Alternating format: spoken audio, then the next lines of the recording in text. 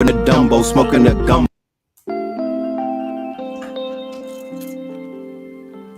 Up in the Dumbo, smoking the gumbo. Few blocks before green, yeah, up in the jungle, coking the bundles. It's history in the making. I'm popping like fish to the grease and the bacon. My bitch is Jamaican. United we stand, dividing these bands. They hide in their hands. I'm riding in vans, slide through your land. Hopping the sprinters, tour of the underworld, popping the minter. Blend of the turtles, I'm popping that splinter. Watching the snowfall, dropping the winter. Dodging the pitfalls, watching this bitch fall. And I still managed like Rich Paul. The paper was calling, I had to go switch calls. I spoke to my twin, I told my young boys I'd never be broken again. Invoking the gins, spitting the spirits, I'm soaking the gin. Your man's in the woods, we smoking on him. Fuck do you mean? We up it and squeeze, tuck it and leave, we leaving a stain. Fuck up for breeze, running the banks, causing a crashing. Feathered the feds, Moorish the fashion. Horse we was smashing, kicking the door. Waving for force, it was blasting. Mother the gassing, loving the passion. Eat on your food, the brother was fasting. The weapon that formed against me was me. Perfected the storm as Bentley receipts. Washing the Benjis, we rinse and repeat. Century of self, I'm centered on me. Red as the pillar, I'm pushing the piece. Higher the level, I'm pushing the keys. They going for 19. The summer is mine, I'm going for 19. Thunder and lightning, flooded a bright lane. The hunger was biting, biting.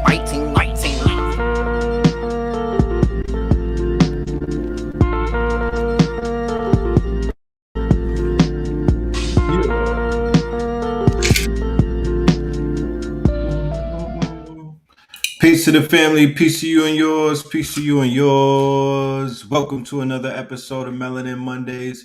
You are now rocking with the best. Yes, this is your host for the evening, the brother Red Pill, reporting live and direct. This is episode 250, Melanin Mondays, featuring the good brother Red Pillar. We are going to have a powerful episode tonight. Yes, indeed. Yes, indeed. All right. We got a lot to talk about. Um, I've been in the lab. I've been studying all day in preparation for this lecture coming up tomorrow. And I ain't gonna lie to you, I'm getting information overload, my geniuses. It's a lot of information dropping, a lot of shit going down. Tonight, we are going to cover some of these things. Tonight is gonna be more like a monologue for the lecture that I got coming up tomorrow. So much to talk about. So we're gonna cover it. Let's go ahead and do the roll calls. Let's get that out of the way and then let's get right to it. You know what I mean? I don't want to be here all night. And I do have a lot of information to get out. So I don't want to keep y'all and have y'all on the stage with me all night. We want to get this shit out and we want to get y'all ready for tomorrow. So with that being said, who we got in the building and what's popping? All right, we got Cali in the building, Khalifa up in this thing. You know what I'm talking about? California, San Fran to be exact. Silicon Smalley out this thing. We got Sanford, Florida. Okay, shout out to Sanford. All right. We got Greenville up in this biatch. You know, I'm talking about Strong Island stand up. You know what I mean? East Flatbush 90s and bria. Shout out to I was tapping in with KT. He is going off. You know what I mean? Shout out to KT. Oklahoma, shout out to Black Magic 363. DMV, Massachusetts, Arkansas. You know what I'm talking about? We got Hemet, California up in this thing. We got Vegas. Then we got Chicago up in this thing. Shout out to Chicago. Shout out to Vegas. Shout out to the DMV. You did. Shout out to Hemet. Charlotte, Queen City. We got Seattle in this thing. We got Newark, New Jersey. Okay. Shout out to Newark. Shout out to Brick City. All right. Salute to y'all. Is Ross Baraka? He's still a mayor, right? Good brother Ross. Dallas, Texas. Yeah, I mean Norfolk. Vamos Patos. Cleveland up in this thing. We got New Orleans. We got Georgia. You know I'm talking about? Chicago. Yeah. So we got the family in the building, and I'm so honored to have y'all with me today on this good Monday. How was your weekend or your strong end for that matter? Mine's went kind of fast. Matter of fact, oh my goodness, hold on. Something big happened. Give me a minute. Let me play some music. I'll be right back. A little break, real quick. As y'all come into the building, I gotta go run and get something. I'm gonna play this Red Opals. All right. You wrote 15 books on Kindle. Oh my goodness. You are not playing. I'm not mad at you at all. Damn. Yeah, I might have you doing a class one of these days. We might have to set up a Zoom for you. You know what I'm talking about? Because that right there is at 15 you got a lot to talk about. I want to hear your story and I want to read some of those books. So that just put a super duper smile on my face. I'm very happy for you and I'm glad that you've taken this information and applied it. You know what I mean? If we apply more of this information, then we will be of use and we will be more of use to each other. You know what I mean? The information is here to empower each one of us to become assets to each other and not liabilities. You feel me? We got to get strong together. So, yeah, let me go ahead and play this real quick. I'll be right back. Gumbo, few blocks before green, yeah, up in the jungle.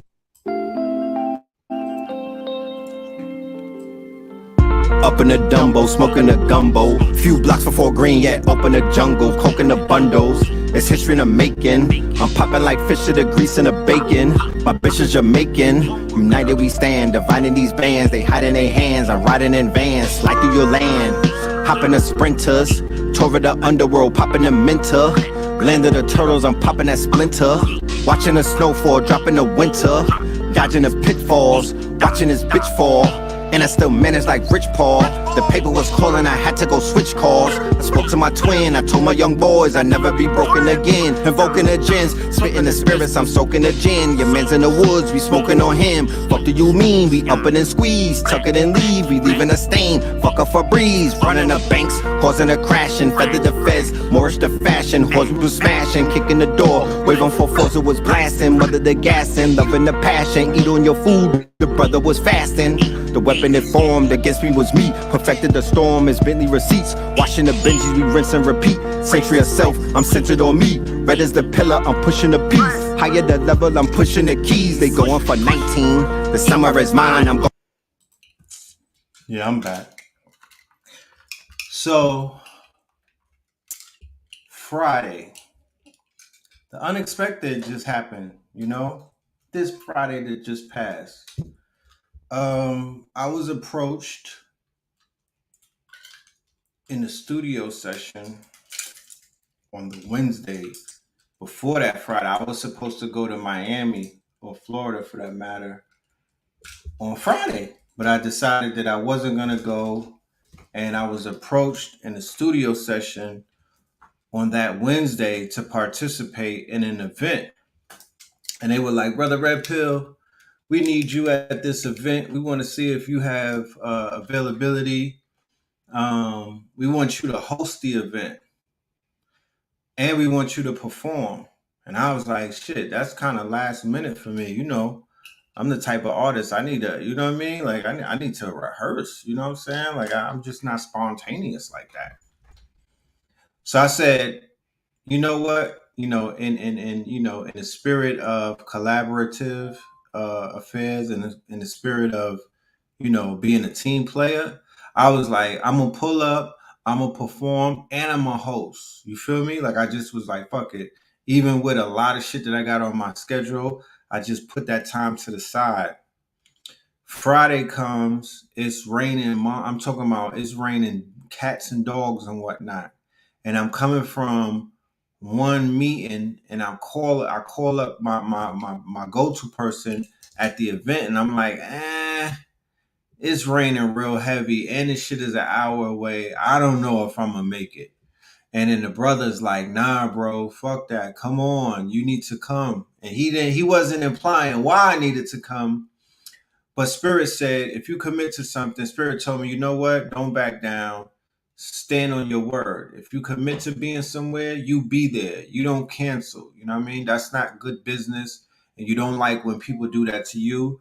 So stand on your word. You know what I mean? Be 10 toes on what you say you're going to do. Make a long story short, I pull up to the event. It's a big event, right? In the city of South Fulton. Make a long story short, they get me on the stage and whatnot, and they get me in front of the crowd, and then I see a person come out with a suit on, dressed up, and it's the councilman, and they present me with this plaque right here.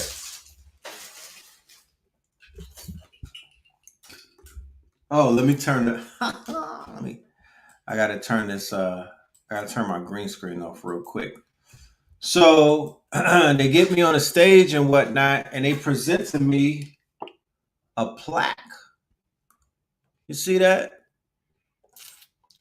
From the city of South Fulton. That's the blackest city in Atlanta. That's the city where the mayor got locked up in Atlanta. You probably but it is the blackest, it's the blackest city or the blackest district. Like, I don't know, maybe in Georgia, maybe in Atlanta, maybe everywhere. Don't quote me on it, but it's real. It's a real lit part of Atlanta. South Fulton. It's black. It's blackity black, my niggas. It's like Glenn in the movie Who Cloned Tyrone. This is where Glenn was. You know what I mean? It's in South Fulton. I think it's like 98. So we have a red pill day in the city of South Fulton. You know what I'm talking about? We have a red pill day, right? Look at all of the people that signed it. I got all of these people that signed it from the districts. You feel me? And it says, whereas Red Pill is a living legend, renowned as a prolific. That shit that Nipsey had tattooed on his face. They said the word prolific, my niggas. I might get that tatted on my eyelid on some Lil Wayne shit. They said, whereas Red Pill is a living legend, renowned as a prolific icon and thought leader within a conscious community. As an incredible artist, his impactful lyrics and distinctive style have left a lasting mark on the music industry. And whereas Red Pill is known for KTL University, KTL stands for Know the Ledge, a transformative educational platform. I should read this in Benson's voice. I really should. I should read this in Benson's voice. Right? I should read this in Clarence Thomas' voice. No, I'm just going to read it. Red Pill is known for KTL University. KTL University stands for Know the Ledge, a transformative educational platform. It empowers individuals to explore ancient wisdom, history, spirituality, and self awareness. Through a diverse range of courses, workshops, and resources, KTL University fosters a deep understanding of oneself and the world around. Yo, ChatGPT wrote this shit. I think ChatGPT wrote this. Nah, but for real, I got a proclamation. I got a proclamation. Me, America, Source Guard. Shout out to Source Guard.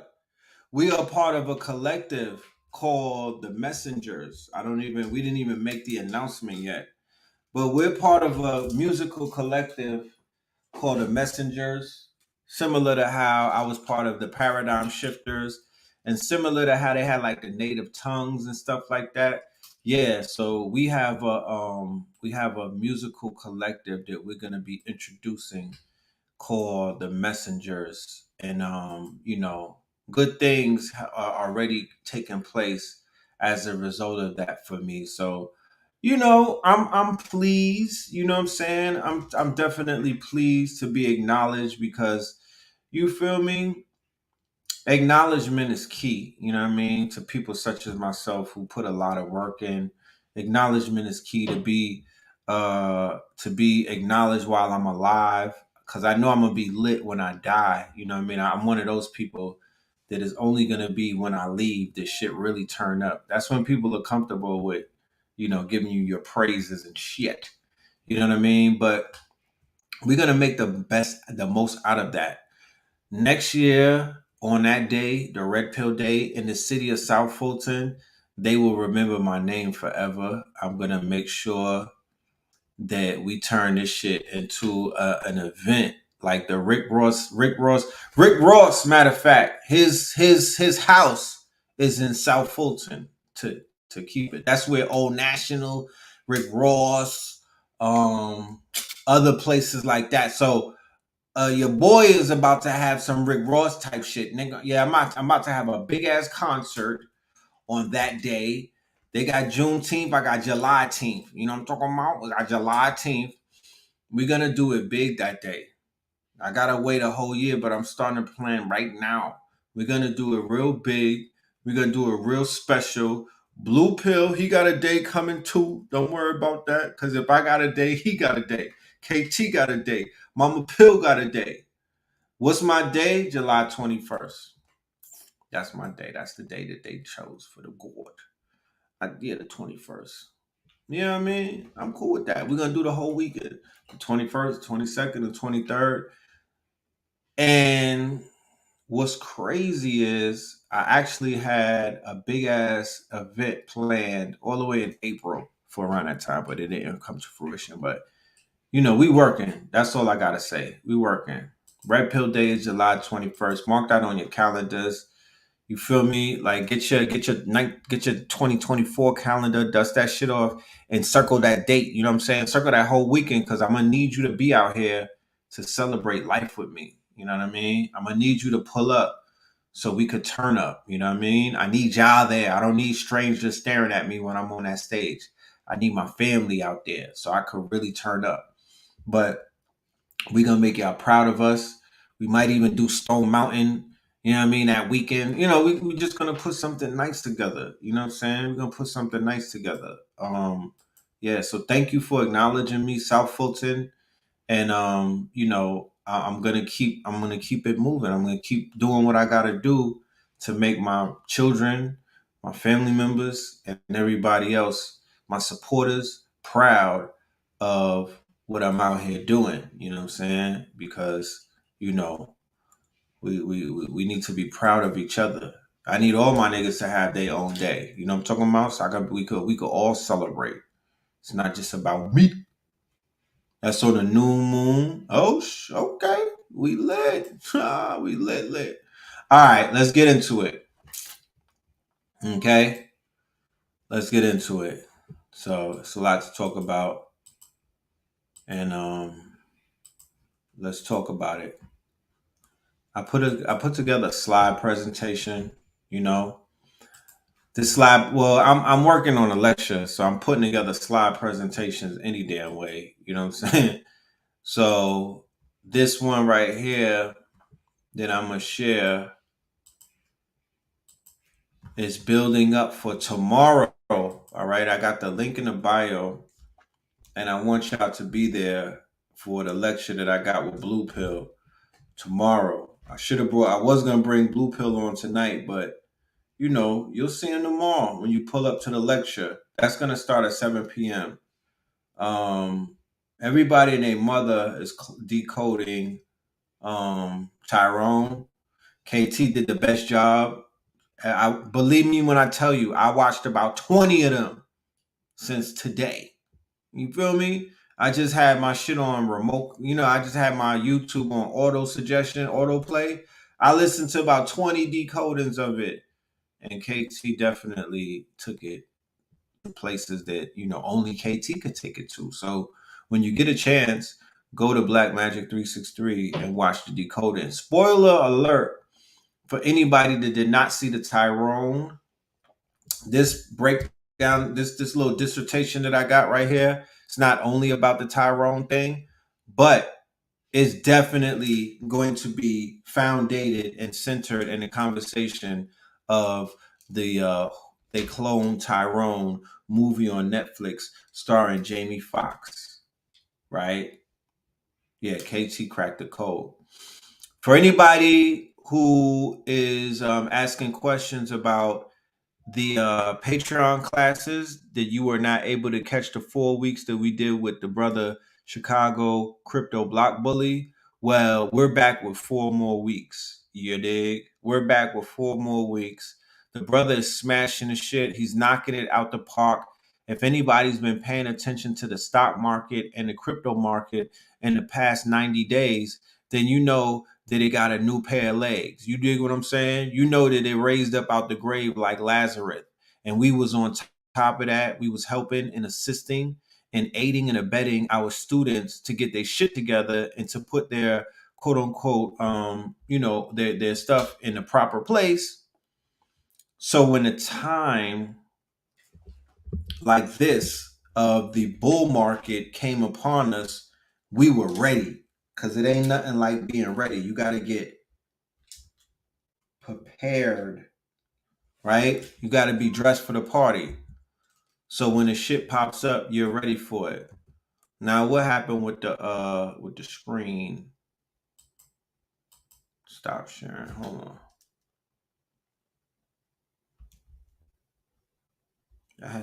Did y'all see a black screen or did you see the whole thing still sharing? Let me know.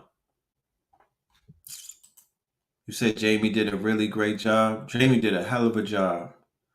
Jamie made me really admire, he made me admire Jamie again. You know what I mean? Sometimes we forget the greatness in our icons. You feel me? But he definitely reminded me of his greatness.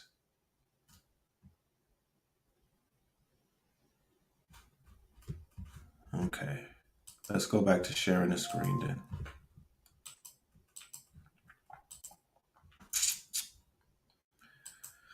So we got Sundays with Chicago Crypto Block Bully.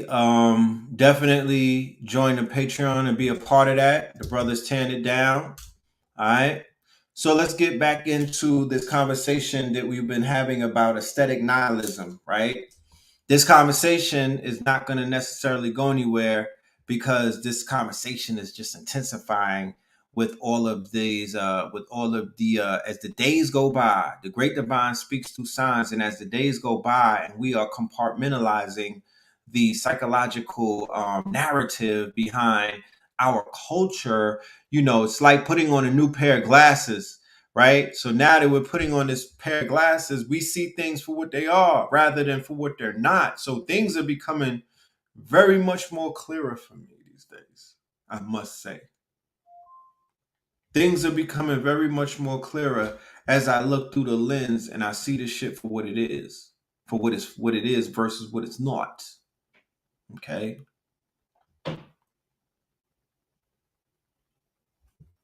So, real quick, do y'all see an all-white picture? Because I'm looking on my phone where I'm sharing the screen and I don't see that shit sharing. Okay, y'all see it. All right, cool. So let's read the definition for aesthetics, right? And the term that I'm referring to is aesthetic nihilism. And as we go forward more, we'll understand what that means. Aesthetic, concerned with beauty or the appreciation of beauty. That's the aesthetics. When people say, what are the aesthetics what's the aesthetics look like, right? So the aesthetics is, and it's an adjective, concern with beauty or the appreciation of beauty, but then it's also a noun, a set of principles underlying and guiding the work of a particular artist or artistic movement, right? So a set of principles underlying and guiding the work of a particular artist or an artistic movement, right? So the aesthetics, right, of trap rap, the aesthetics of the emo rappers, the aesthetics of the drill rappers, the aesthetics of a gangbanger. Do you understand what that means? Do you understand the aesthetics of a get money nigga?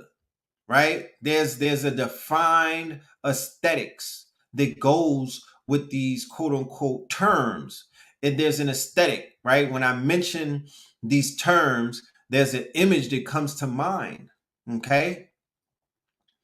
The aesthetics of Dipset in the early 2000s, right? A nigga wearing pink, right? You that a pink Range Rover, pink fur, you feel me? Oversized fitted caps and whatnot, oversized leathers, permed hair, all red, right? Star Spangled Banners. Those would be the aesthetics of Dipset.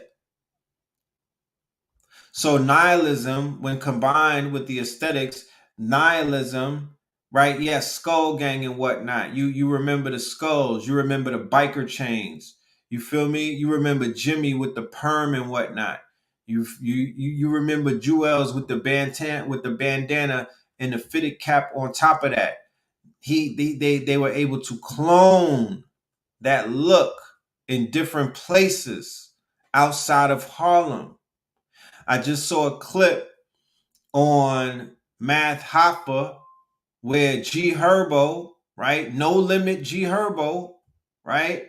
Was saying that he got his swag. I'm glad somebody had the fucking audacity and the gall to admit it and stop hiding behind all of this fake shit that, oh nah, I didn't get no swag from no nigga. Let's keep it a buck. That way we could remain cool. But when you start faking the funk and you pump faking, then I'm not taking niggas serious. And it really makes people such as myself not even want to share. But he admitted what other people don't want to admit, that he got his swag from New York. You understand? That he was peeping how niggas was rocking they shit because he was frequenting coming to New York. And that's nothing to take away from nobody. But, we know what certain things just evolve from, and we would hope that people would acknowledge it, stop fighting it. You know what I mean? But before there was drill rap, and then he made it specific in the interview, before any type of fucking drill culture, he's hip hop. That drill shit is temporary. It's not even real. It's a subculture of the subculture. So he's like, nah, I identify as hip hop. I'm a hip hopper. I grew up loving hip hop. I grew up being fed a healthy diet of hip hop. I learned my bop. I learned my walk. I learned my talk. That was my father figure, the culture. That was the big homie. That was like your big brother. It showed you how to carry yourself. What would Nip do? What would Jay do? What would Puff do? What would Big do? You know what I mean? What would Suge do? Those are questions that certain people would ask themselves before they carry out certain activities and whatnot, because they live vicariously through the artist. And we're talking about more so not nowadays, because when I speak about nowadays, we have to look at it through the lens of social media, and social media completely changed the way that people participate in their quote unquote fandom. It's a different era that we're talking about. I'm speaking mostly of 106 and Park, Source Magazine, Double XL, where your outlets for fashion and style and whatnot, it wasn't as vast as it is now. Right? So people were cloning each other all around the world based off of what they were seeing on 106 and Park. What do you mean, Brother Red? What I mean is, based off of the fashion that regional artists came on 106 and Park, with how they were rocking their clothes and whatnot, how they were giving it up and whatnot, that influenced other people around the world, okay, who picked up on the aesthetics that they were seeing on TV, adopted those aesthetics, like when Lil Wayne popped up with the aesthetics of a quote unquote, he assimilated, he was an assimilant. He assimilated into biker culture. He assimilated into skater culture. He assimilated into nihilism culture. That was the body tats. Okay? That was the adaptation of skater culture and dumping the other culture in support of skater culture. Or, he tried to do the rock and roll. Nigga had a guitar for a minute and whatnot. So he was heavily immersed in the rock star, quote unquote, aesthetics. Then he started doing the rock star drugs and whatnot. Remember, Lil Wayne almost died 2 or 3 times. Okay? He was in the ICU. That nigga blacked out about 2 or 3 times. He had seizures and all of that, fucking with the lean. You feel me? Fucking with them hard drugs and whatnot. He tapped out about 2 times already. So he went and when you look at him, he don't look like the Lil Wayne that a lot of you niggas grew up looking at. You want to talk about clones and whatnot. When you look at him, the dreads look like they come out of a fish fry. He don't look nowhere like how he looked only 10 years ago, bro. How the fuck did he age so fast in that short amount of time? Make it make sense. You know what I mean? This nigga looks horrible to be a fucking millionaire. To be honest with you. No disrespect to that man at all. But he looked like he about 60 and he looks horrible, bro. You understand? And that was them hard drugs emulating a lifestyle, that cocaine, them hard pills and whatnot, and that motherfucking that you know, whatever else he was on. Pulled him down. But he's an icon. And he practically raised the whole generation from the 2000, the Y2K Osiris generation. He raised them. Okay? That's their Jay-Z, respectfully, right? So the definition of nihilism is the rejection of all religious and moral principles and the belief that life is meaningless. Okay? So how many times do we hear that? We don't realize how many times we hear that. We don't realize that the majority of these rappers and whatnot, their origin stories and everything that they stand for is anchored heavily into nihilism. They don't even know what the word means. They don't even understand that they're nihilistic in their nature and whatnot. But I promise you that the label heads know. I promise you that the A&R knows exactly what nihilism is. I promise you that the executives and the shareholders know. They know the agenda. They understand the agenda. They understand the play. You feel me? This is about assimilation. The same assimilation that they were showing you that the quote unquote big head scientists, right? Big head old Elder Fontaine is what I'll call him. I won't even call him OG or he's older Fontaine. He's not the Elder Fontaine. That was older Fontaine in the movie Who Cloned Tyrone. Once again, spoiler alert, because I'm going to be speaking on the shit like as if everybody saw it. Where's the sound effects? It's in the machine. Right? I'm going to be speaking on this shit like we all saw it. You know what I'm saying? Because I'm just under the assumption that we did. But the rejection, nihilism, the rejection of all religious and moral principles. So the upside down cross. The upside down cross, right? That you begin to see on some of the artists and whatnot. And this year right here, right? Look at this year right here, the 9th annual freshman issue. I believe this cover right here is 2016. So around the time of 2016 or 2015, that's when you begin to see the rejection of religion, right? Where a nigga tatted it on his skin. You understand how that is? Imagine if you got an upside down cross on your forehead and whatnot, and you gotta face society. You're rejecting religious norms in a country that they basically will shame you if you don't rep that Jesus shit. Niggas was coming outside with upside down crosses tatted on their forehead, bro. That's a different type of rebellion right there, y'all. That's a different type of an adaptation into nihilism right there. Our generation we wasn't even bold enough to do no shit like that. We couldn't do that to our grandmothers. You know, these little niggas' grandmothers is 32. They could do that. They could get away with that with these new grandmothers. We couldn't get away with that with the grandma with two elbows. We would get two piece. You feel me? Our grandmothers had them. They had hand skills. I don't know where they got it from, but the original OG grandmothers, the ones that was on the Aunt Jemima shit. You feel me? The ones that used to have the Crisco oil, yeah, they had a hard uppercut. Their hand to eye coordination was superb. They could bop you without even looking. You feel me? But these young niggas, where their moms is like 22, right? Their moms is like Sexy Red's age, and then the grandmother is like Sukiana's age.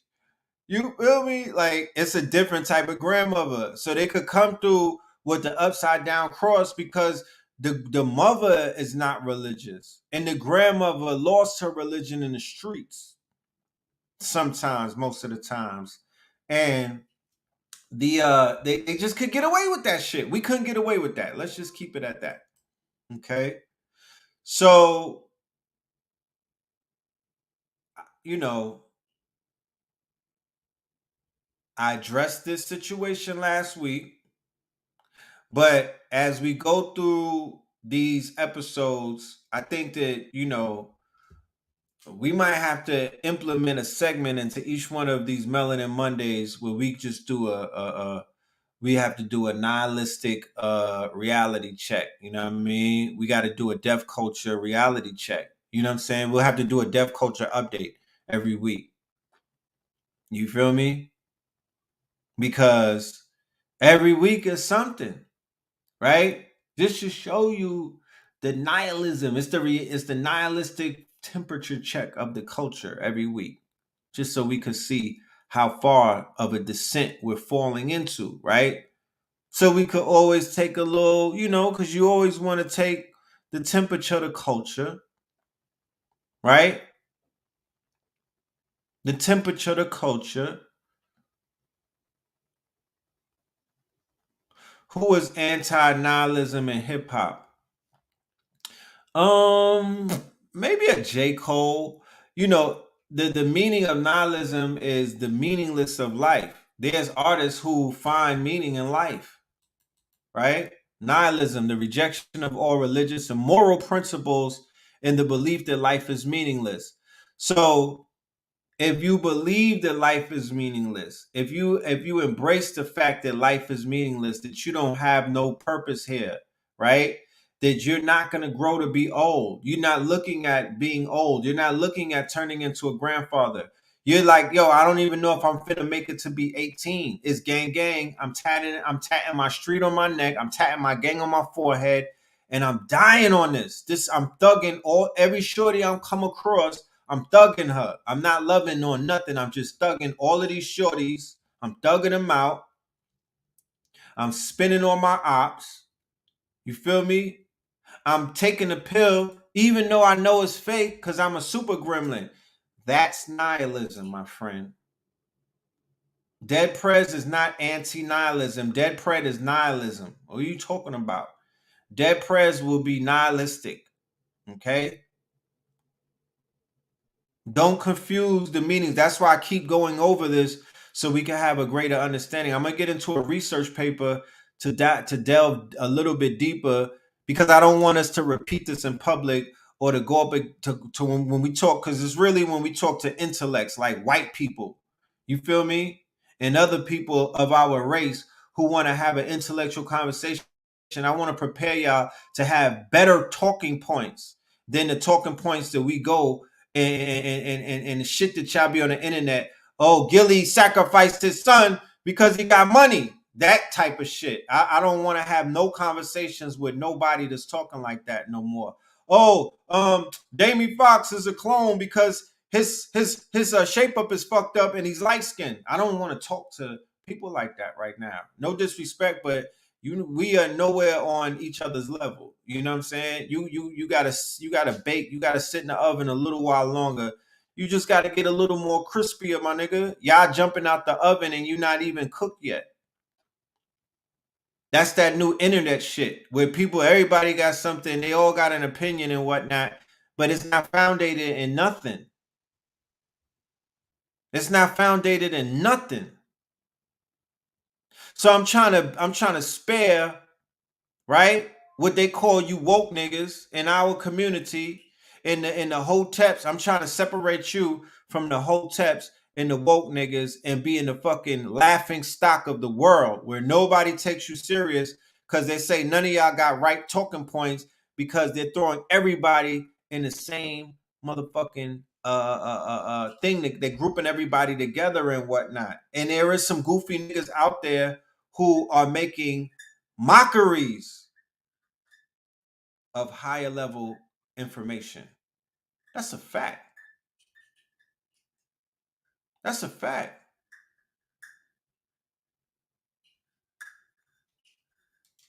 Anybody that said that this man had his man, you're not a you. If you say that, first of all, I don't even have to be. We don't got to spend no. We don't have to spend but 2 minutes on this. I'm a father. I'm a father, right? You be a father first, my nigga. For everybody, because and shame on you mothers who would repeat some dumb shit like that, right? Shame on you mothers who know you all you gotta do is look at that man and his son. If you a mother with a healthy relationship with the father of your motherfucking child, all you gotta do is pull up, stop playing games on the fucking internet, because that shit that y'all be saying follows you forever. Even your finsta. Okay? AI is gonna point out all that shit in a minute. All of this shit's gonna follow you. So be careful about some of the dumb shit that y'all say to some of these dumbass people on the internet. You be repeating them, and it makes me really question your mental fortitude. You know what I'm talking about? It really makes me question if you a clone or not. Because all you gotta do is look at anything to see the interaction between that man and his child. And then you would know.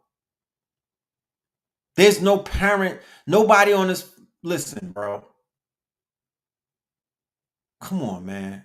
I shouldn't even have to be addressing a dumbass situation like that. But obviously, because of the direction that this community is going in, a nigga gotta say something. Cause I hear the chitter chatter, and I'm like, stop Allah. How dare you niggas disrespect the newly deceased by saying some dumb shit like that? Y'all know everybody's a clone, everybody is sacrificing, everybody. It just sounds like a gang of have-nots and jealous ass, weird niggas getting together and making a lot of noise. And then you don't know what's real because there's troll farms, right? And there's a initiative by counterintelligence to spread confusion like that. So you don't know what the fuck is that's a battlefield. The comment section in the chat niggas is a battlefield because you don't know what's real or not. But I know that there's real niggas out there getting on YouTube playing themselves right in front of the world saying some dumb shit about this man while he's trying to mourn. And then you got the situation right here where this shit is getting so out of hand with these young niggas that they're shooting mothers now, right? This is how deep this clone shit has gotten. This is how deep it is, right? This is how far gone, right? It's past return. They shot the nigga's mom, Rob 49. He just got shot in his neck in Miami a few months ago. Niggas clipped him in his video shoot, shot him in his neck, right? He survived, right? Popped back out. Still talking shit though, right? He didn't get on his little Dirk shit, almost healed, and you want to do peaceful songs. Nah, he's still drilling. So they shot his moms. You know what I mean? They shot his moms. Like, so now babies is off limits. I mean, no, the mamas and the babies ain't off limits. They was before, but they fair game. Grandparents is fair game. Aunties is fair game. 2 and 3 year olds is fair game. This is the game that y'all want to play. Let's dive a little bit deeper into nihilism. By the way, through the lens of Nietzsche, right? So the philosopher Friedrich Nietzsche, right, is prolific when it comes to Western philosophy. He's their master teacher. He is their master teacher. He is prolific. If anybody on this line took a journey through any of their institutions or universities and whatnot, and you took up anything dealing with psychology, you're fully aware of who Nietzsche is. Okay?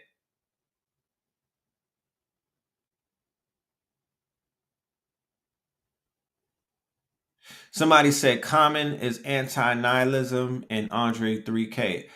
I would say that they're more utopia. They would fit more into the utopia category, but we'll see. So here's a transcript. This is the video. If you want to go and watch it for copyright purposes, or I don't want to get one of those strikes, I'm not going to play it. I'll just read some of this, right? Some of the excerpts, the transcripts of the video. And in 1888, the philosopher Friedrich Nietzsche wrote, "What I relate is the history of the next 2 centuries. I describe what is coming, what can no longer come differently, the advent of nihilism. Nihilism is the conviction that there is no meaning to life, that the world is inhospitable to our highest hopes and values, and that there are no gods or higher purposes to justify our suffering. To be a nihilist is to flirt with despair and the sentiment that life is not worth living, and thus the nihilist position is anti-ethical to life." Now, somebody will hear that and be like, "Nah, I don't know what you're talking about, Red, because everybody that I know, even the white people, they embrace life, they love life. So what the fuck is abortion?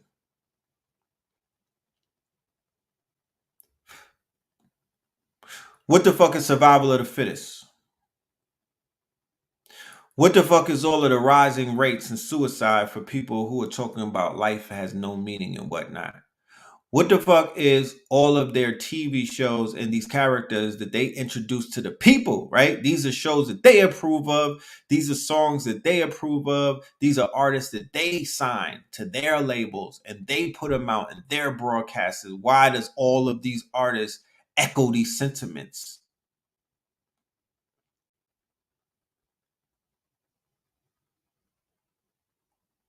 If you knew the meaning of life, you would not voluntarily be lining up to Planned Parenthood. You would not. That's the antithesis to nihilism. If you knew the meaning of life, but because you don't know the meaning of life, and because they've kept the meaning of life, you don't know. You still searching, man. Know thyself. You still in doubt.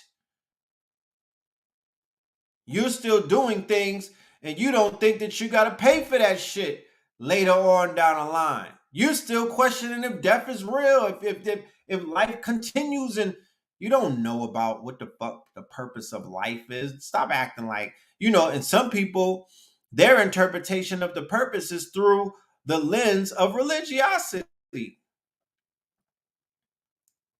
Something that they were taught, not nothing that they know.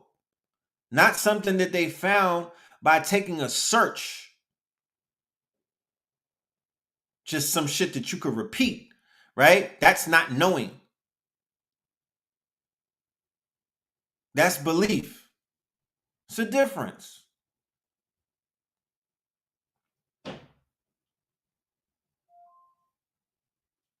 So if you really pay attention to a lot of their literature and the heroes that they propagate, they have nihilistic themes to them. The anti-hero, which is very popular in Western cinema, all of these characters, I'm going to show you as we move along, right? And I'm really going to unpack this tomorrow when I have more time, of course, and I'm able to really dive in. I could play videos on Zoom and shit like that and not worry about strikes. So I get to go a little more deeper down the rabbit hole when we do these lectures. The question whether not to be is better than to be is itself a disease. You know, to be or not to be. The question whether not to be is better than to be is itself a disease, a sign of decline. The nihilistic movement is the expression of psychological decadence. Although nihilism has existed in all times and places, it is especially prevalent in the modern West. To understand why, we are going to turn to the insights of Friedrich Nietzsche. He's a German. Specifically, we're going to examine why Nietzsche thought that all the dominant worldviews of the West have been pessimistic evaluations of life and thus precursors to modern nihilism. In 1885, Nietzsche saw the specter of nihilism looming on the horizon of Western civilization as he wrote, "Why has the event of nihilism become necessary? Because the values we have had hitherto thus draw their final consequence. Because nihilism represents the ultimate logical conclusion of our great values and ideals. The West has long been under the spell of worldviews predicated on the existence of what Nietzsche called a true world. Such worldviews posit that along with this flawed earthly reality, there exists another, more perfect reality, a true world.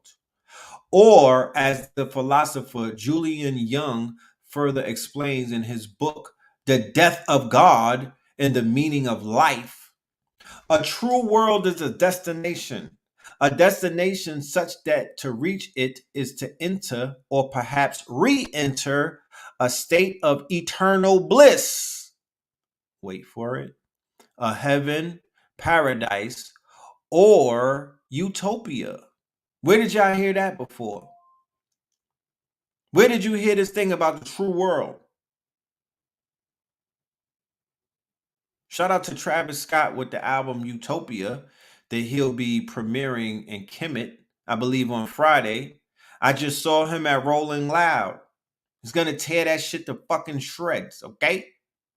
Them niggas are gonna go crazy in Egypt. I wish I was there to see that shit because the energy on that is gonna go they gonna go they ravers. They're gonna rave the shit out of the out that show. That's gonna be epic.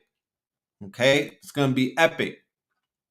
He may be the poster child for post nihilism in hip hop. Travis Scott, that is. He's the poster child for it. Okay. And even I was listening to his concert. I'm trying to catch the demonic, all of that. I mean, I'm trying to catch where's the demon shit at. Like, you gotta point it out. What song is the demon worshiping song? What I mean, I went to Genius and read the lyrics. I'm still looking for it. You know what I mean? I'm still looking for it. It's not banned in Egypt. You might have to go ahead and do a little more digging because that story that they said it was banned, that shit got debunked in a few hours, and they said that they're doing it. You feel me? That's Live Nation. And to my research, they've been doing concerts at the pyramids. This will not be the first time.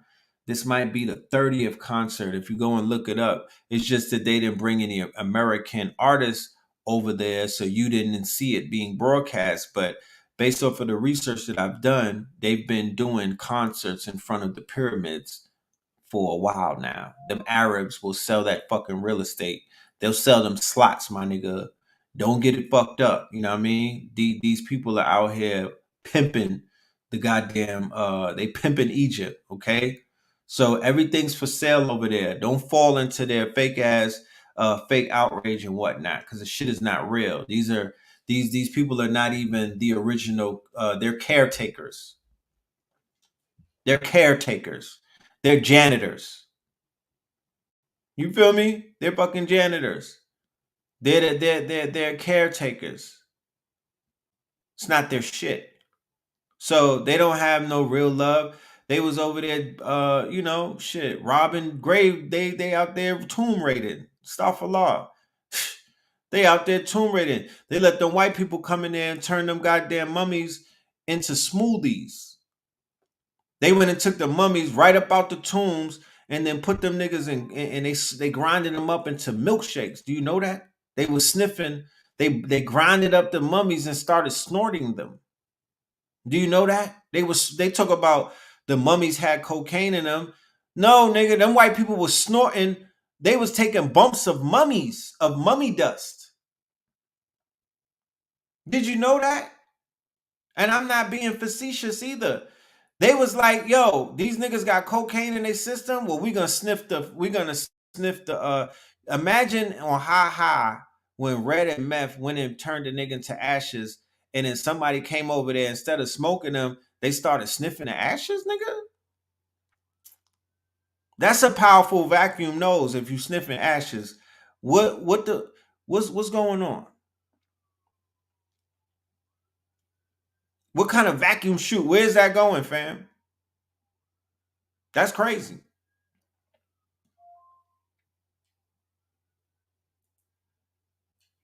So don't fall for the fake outrage about them not wanting, they're more so shaking in their boots because of the movement of melanin people exposing that fake Arab shit over there in Egypt. They didn't have to go through that for a while, but because of social media, they're getting exposed and they feel that pressure on them. And it's more melanated Americans going over there. You know, when we go over there and we not going over. It's not like the Dr. Ben excursions over there right now. It's the hood is going over there. You feel me? The Instagram niggas is going over there. So they going up in the temples, taking pictures, you know what I mean? Doing their jail poses. You feel me? Taking selfies and whatnot. Like, and they're not shy. They're gonna ask questions and say things. So these organizations and whatnot, these quote unquote gatekeepers, they're getting nervous because they know that their time is up. They could see the zeal in niggas' eyes when they look at them pulling up. They're like, yeah, these niggas want their shit back. You know?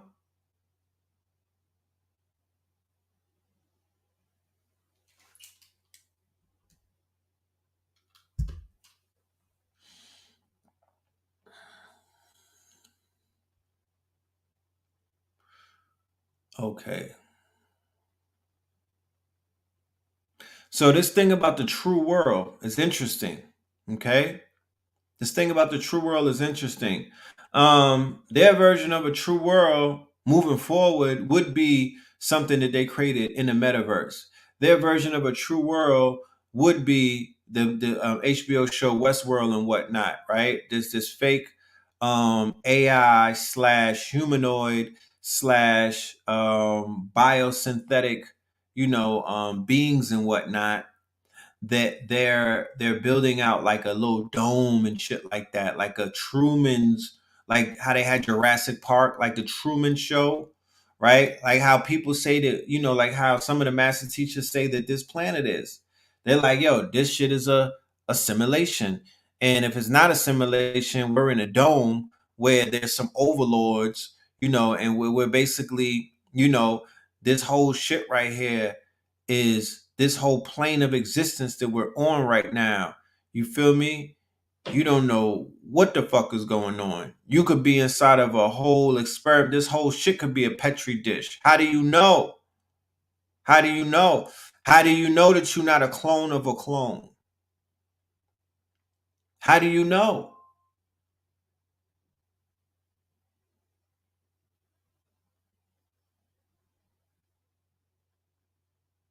Are they still talking about Nas album? So let's go.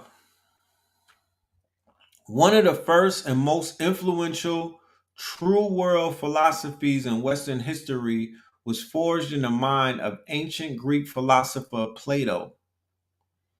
According to Plato, the earthly reality we perceive with our senses is a deception. It is akin to watching shadows on the wall of caves. Plato called this deceptive reality the world of becoming, and posited that behind it exists an unchanging world of being, a true world, which is the realm of the forms. For Plato, the meaning of life is to turn away from our senses, temper our emotions, and through the development of our intellect, grasp the forms that exist in the world of being. This is the path to truth, to enlightenment, and to the eliminating of suffering. And as Julian Young writes, Plato's way of giving meaning to life has dominated virtually the entire history of Western thought and feeling. I am referring here in the first instance to Christianity, though, as we will see, Platonism, Platonism, which I use as a synonym for true worldism, continued in disguised forms to dominate Western thinking, even in the materialistic atmosphere of the post Christian era. But let us attend now to Christianity. Nietzsche famously wrote that Christianity is Platonism for the masses, by which he meant that the Christian worldview is a slightly modified version of Platonism, but with greater mass appeal. For like Platonism, the Christian worldview is a true world theory.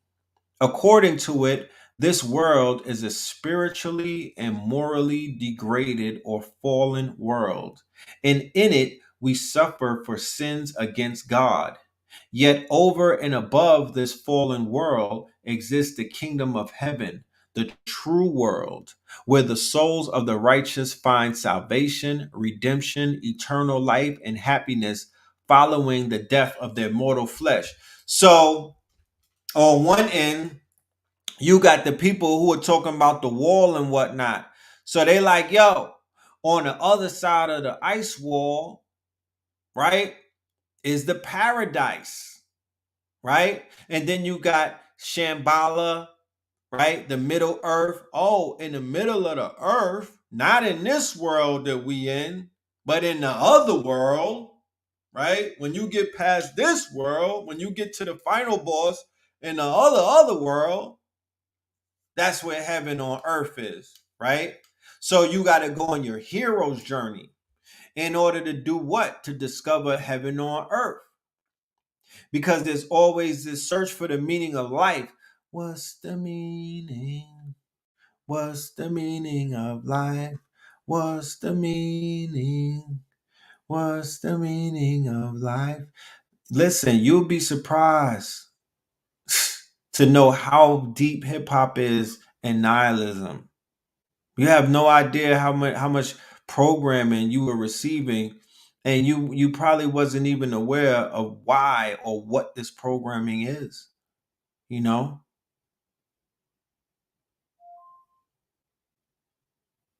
One does not, I think, need much convincing that Christianity, according to Nietzsche, the product of St. Paul's grafting of Jesus's ethics onto Greek metaphysics, is basically a version of Platonism, of the true world, true home view of reality.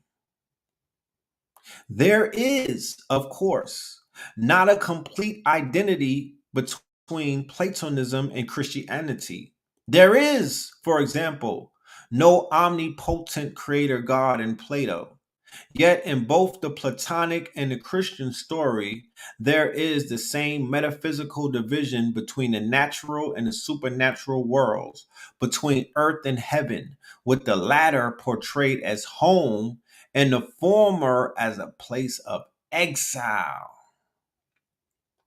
It is well known that Nietzsche heralded the death of God, by which he meant that in the West, the belief in a monotheistic God was in decline.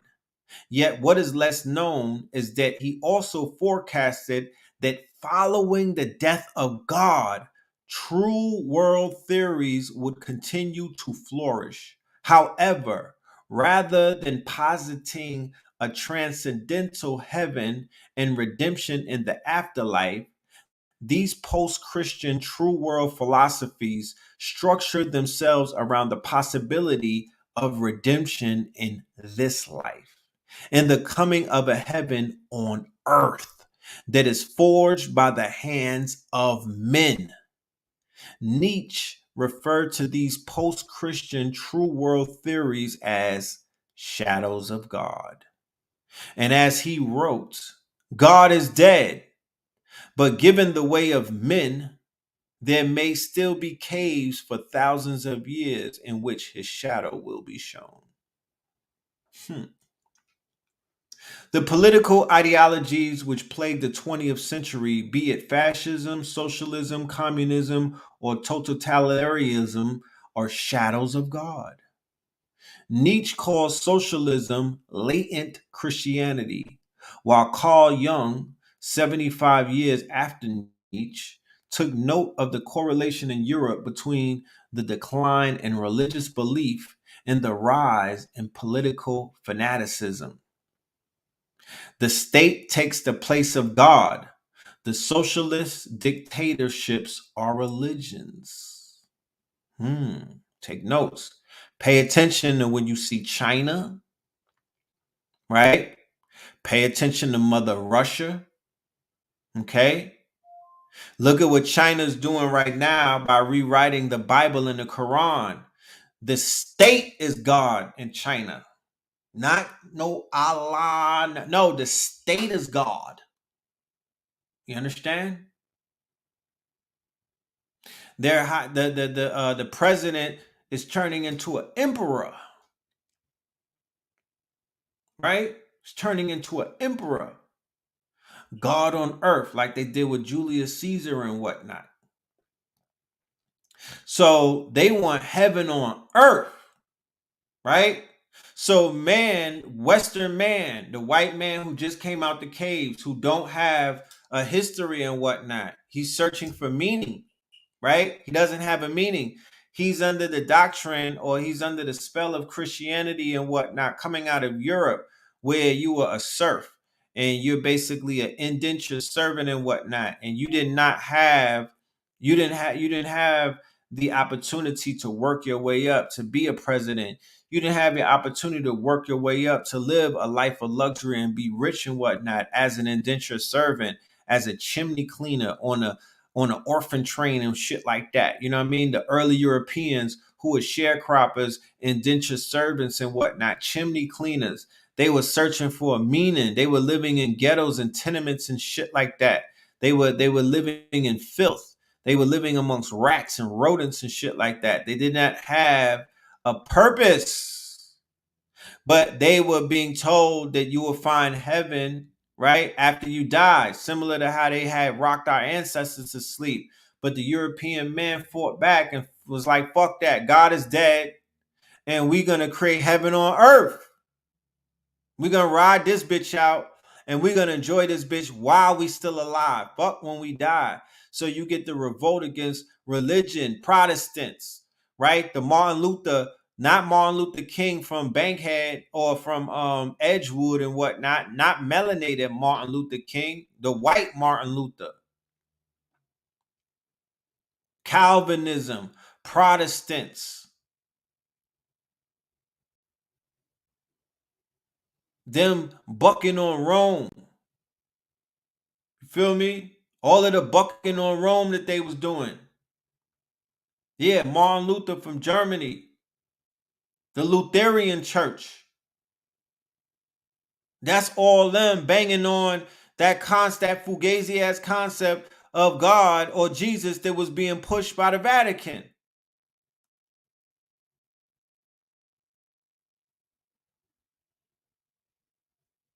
But that all has to do with worldviews, mentalities, egregores, right? Collective thoughts. Collectively as a race of because people think that white people are monolithic and they only think as one group of people, but that's not necessarily the truth. When you really dig in, KYC, know your cracker. You know your cracker. You don't know the differences. You don't know some of the nuances. You're not aware of the differences in them. You don't know the difference between the German and the Roman in today's society.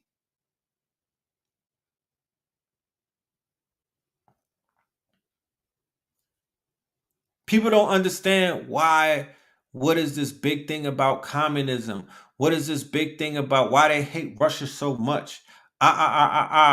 It's deeper than what they give you in this propagandized, Western media. They're not gonna give you all of the keys or all of the clues that you may need to have a complete understanding as to what this shit is about.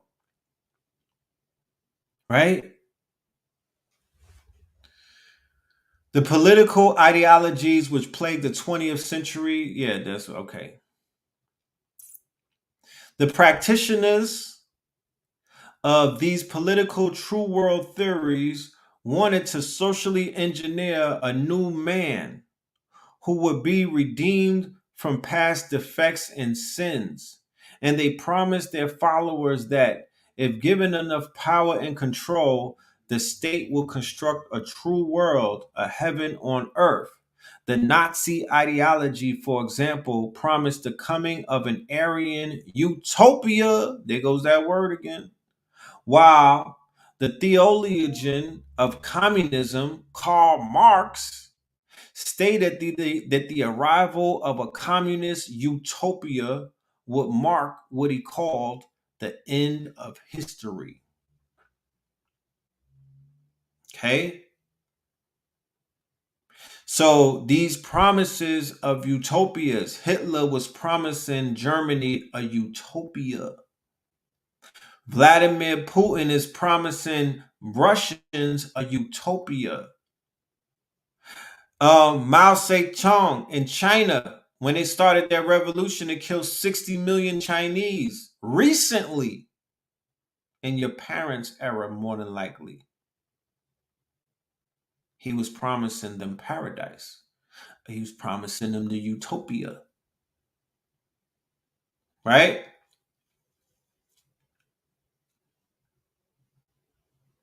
So are we going, as a people, are we going from a dystopian worldview to a utopian worldview? Do we have in this community a collective utopian worldview, or do we have a collective dystopian worldview? Have we broken out of nihilism, or are we still grounded in it where everything is quote unquote meaningless? Because there's a large majority of our community that I could point out and ask questions and be like, what's the meaning of your life?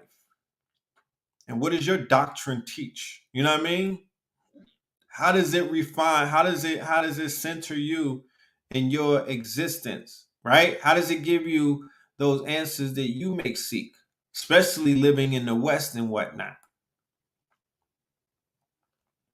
How is your school of thought and belief going to fortify you against the technologies of Western philosophy? Because Western philosophy permeates their schools, it permeates fashion. There's a science to fashion. There's a language that's called design language. There's a language to fashion. It speaks.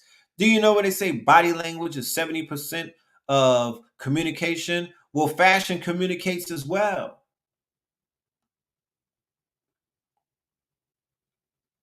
And when you look at our culture, hip hop, our culture, youth culture, I just went to an event with the youth this weekend, or the Strong End, a streetwear event. And and it was a huge event. And I got a few videos that I caught on my phone and I put it in this presentation. Their fashion, right? The design language of the youth's fashion is nihilism. They got cut off. Everything is cut. Everything is destructed, right? They got the sleeveless t-shirts with the rock and roll shit on it. You understand? They got the destructed gallery art. It was the event was a fucking gallery of the gallery department knockoffs. That's what the whole event was. It was a whole gallery of gallery department knockoffs. So they got the ripped, they got holes everywhere. The clothes is destructed. The gallery department jeans are basically reconstructed Levi jeans.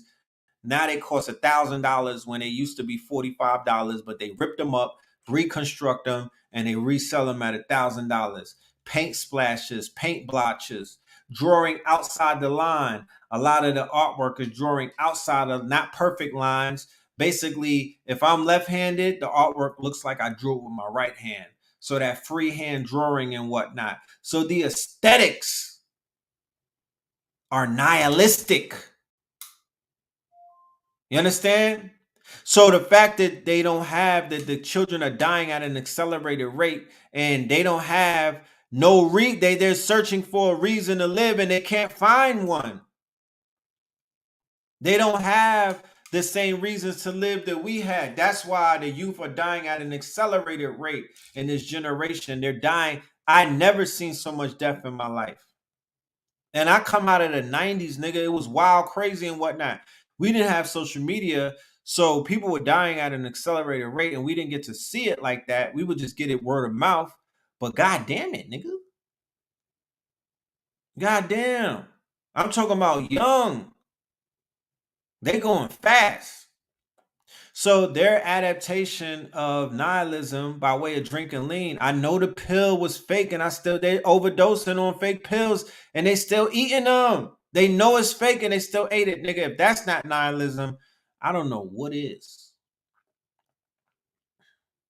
They're willing to escape, right? So they're willing to dodge death in order to escape because they're indulging in drugs that are escaping. It's part of escapism and whatnot. They're defocalizing so they can escape, but they're willing to tippy toe around death just to escape, just to jump. That's crazy. Yeah, it's addiction, but that's crazy.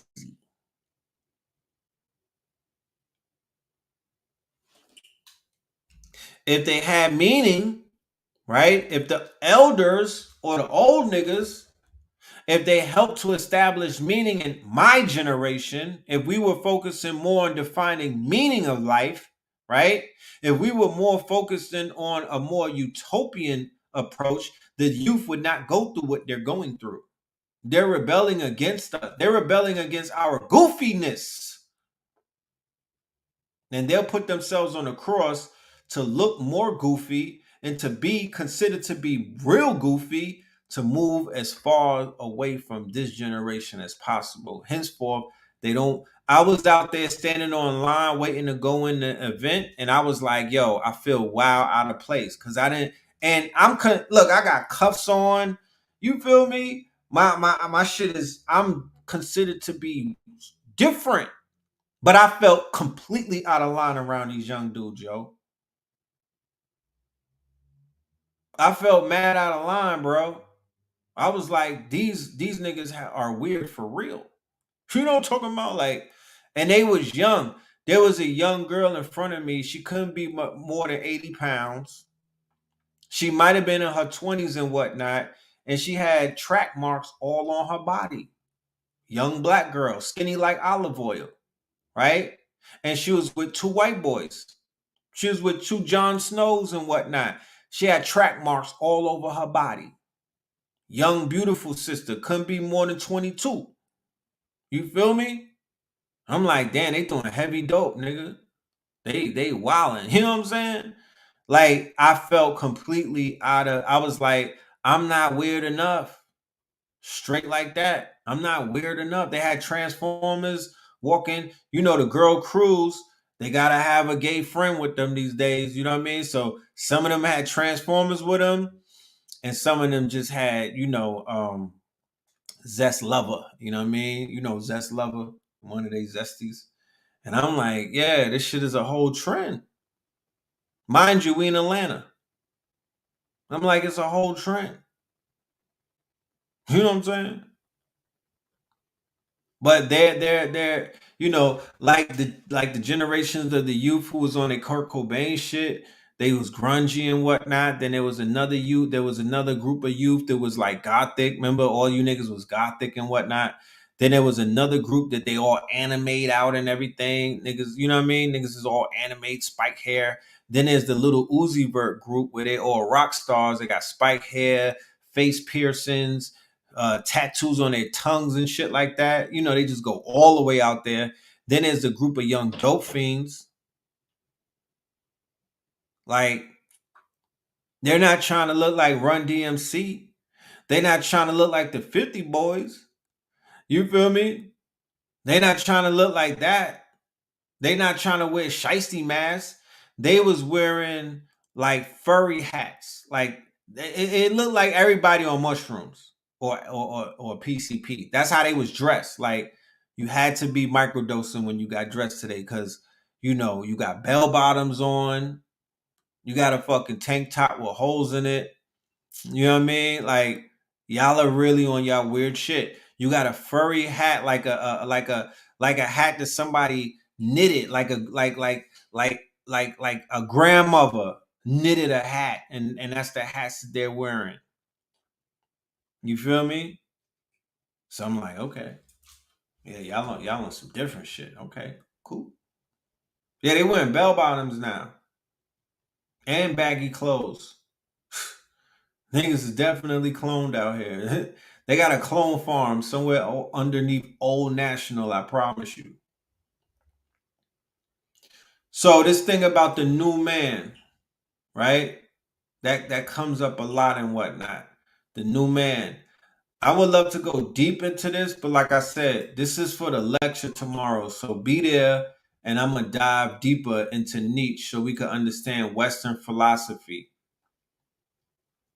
Okay? It is very important because we in the West. And the movie Tyrone showed you that these people are programming us. Undeniably, we're being programmed. I don't put nothing past them, but it is almost impossible that you think that this world that we are living in or this culture that we belong to is running on just batteries. It's not running by itself. It's not running off of fumes and whatnot. This shit is being steered. It's being steered. The link for the lecture, family, it happens to be right in the in my description on KTL University, because it's gonna be on Zoom only, 7 p.m. Eastern tomorrow, which is the 25th, which equals 7. So 777. Me and Blue Pill, me and my twin, me and Blue will be in the building, and it's gonna go into the wee hours. It might go past midnight. You never know, but it will be recorded. You feel me? I got about 250 slides on my own. And you know Blue, he be downloading, and he's in Miami by in the water and whatnot. So he's gonna be going dumb. He's gonna have at least 300 slides. You know, Mr. 44, he's gonna take it there. So you definitely want to be there tomorrow. You feel me? So the destruction of Western civilization, nihilism, Nietzsche, and the anti Christian crisis. So keep in mind, when I bring up nihilism and I throw it around, it's more than just a mentality. It's more than just a mentality, right? This is a disruptor. This has to do with disrupting Western culture. It is a disruptor. It's, remember, I said it before, that war ultimately is about ideas and concepts before anything else. Going all the way back to the Crusades and other wars and whatnot, it has a lot to do with the implementation of concepts and ideas on on whatever whoever gets defeated, right? Their ideas and concepts or their worldviews and whatnot, that shit gets destroyed and thrown out the window along with their gods and whatnot, and they get usurped and replaced by whatever the winning faction is. Okay, so one of the reasons why communism was fought against in the Western world so feverishly, and they had a Cold War, and they're willing to go at it, you know, up to this day, is because what communism represents is a group of ideas and concepts that will completely dismantle, upend, and destroy what America is. It will tear the fabric at its core. Okay? And if you're able to invade if you're able to commit a coup on a country, right, through the ideas and concepts by changing the hearts and the minds of the people, then you committed what is known as a bloodless coup. And in terms of, in terms of warfare, you would be considered to be a top general for doing things like that. The number one avoidance is physical contact. You know what I mean? Nobody wants to go to war on a physical plane, but people, make no mistake about it, people are engaged in warfare on a spiritual plane and on an intellectual slash mental plane on a daily basis. Okay. So Western culture and civilization are rooted in Christianity. Remove Christianity and the foundations crumble to dust, which is exactly what we are seeing today as nihilism pervades our culture and society. So Christianity, the what is considered to be the kryptonite to Christianity, right? Rolled out by people that look just like the people that you niggas be saying is in charge, right? The people who are doing this, they look just like them, right? So don't ever for 1 minute think that internally these motherfuckers are not at war with each other over ideas and concepts about God, right? About life, right? You feel me? So the kryptonite to Christianity would be nihilism. The two can't occupy the same space. The two cannot occupy the same space. Nihilism is now a pervasive feature of Western society. Friedrich Nietzsche gave us the formulation of nihilism that is now commonly accepted, a sentiment that nothing really matters and that there is no point in life. It's the most, in the most extreme manifestations, life itself is considered worthless. Think about that when you be like, yo, they don't got no hearts. They don't have to answer for karma. Oh, they don't feel our plight. Oh, they was out here marching with us. No, nigga. They don't think the same. They got beef with the sun. You understand? They gotta look in the mirror. They don't got no melanin.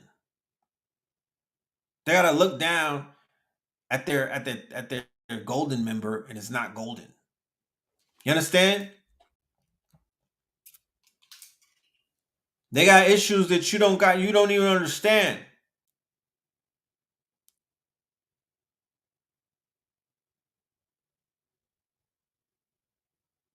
They got beef with the sun. They're questioning reality. They're questioning life. It's worthless. So if you're dealing with a people who think life is worthless, then it makes sense as to why they would destroy the ocean. It makes sense as to why there's certain extinct animals on this planet in such a fast amount of time. It would make sense as to why they're destroying the atmosphere. It would make sense as to why they pillage and they rape and they burn and they do all of the things that they do because they don't have a connection to nature, let alone to life itself, right? This is a philosophy. This is a whole philosophy of them. I'm talking about if you don't understand, go and talk to your white friends. Go and talk to them. Don't talk to me. Go talk to them. Go have some fucking intelligent talking points and wow them at the water cooler and talk to them. Sit them down and say, I want to know more about nihilism and Nietzsche. Talk to me. And they will be impressed that you know this shit. You understand? They will be impressed and they'll open up. We just have to have the right questions to prompt them with. We don't know how to prompt them correctly. We do not know how to prompt them correctly. And they study on how to prompt us. They really do on some Nardawar shit. They really study on how to make us smile and and how to fucking wow us and how to make us open up and reveal things to them. So why we not doing the same with them once we figure out some of the shit that they're involved in and the foundations of, or their programming or their coding, and this is their coding.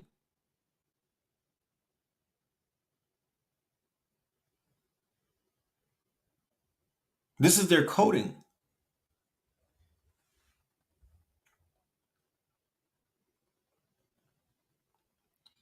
So nihilism is a sentiment that nothing really matters, that there's no point in life. In the most extreme manifestation, life itself is considered worthless. Passive nihilism consists of simply withdrawing from life affirming activities. It is demonstrated in the hopelessness and despair of those seemingly condemned to a life constrained by adverse circumstances or their own lack of imagination or resourcefulness. Some go further than resignation. For example, the slow suicide of opiate addicts attests to the life denying motivations of passive nihilism, right? So passive nihilism is what what you seen Tyrone going through, in a sense, in the movie Who Cloned Tyrone? Fontaine, right? He was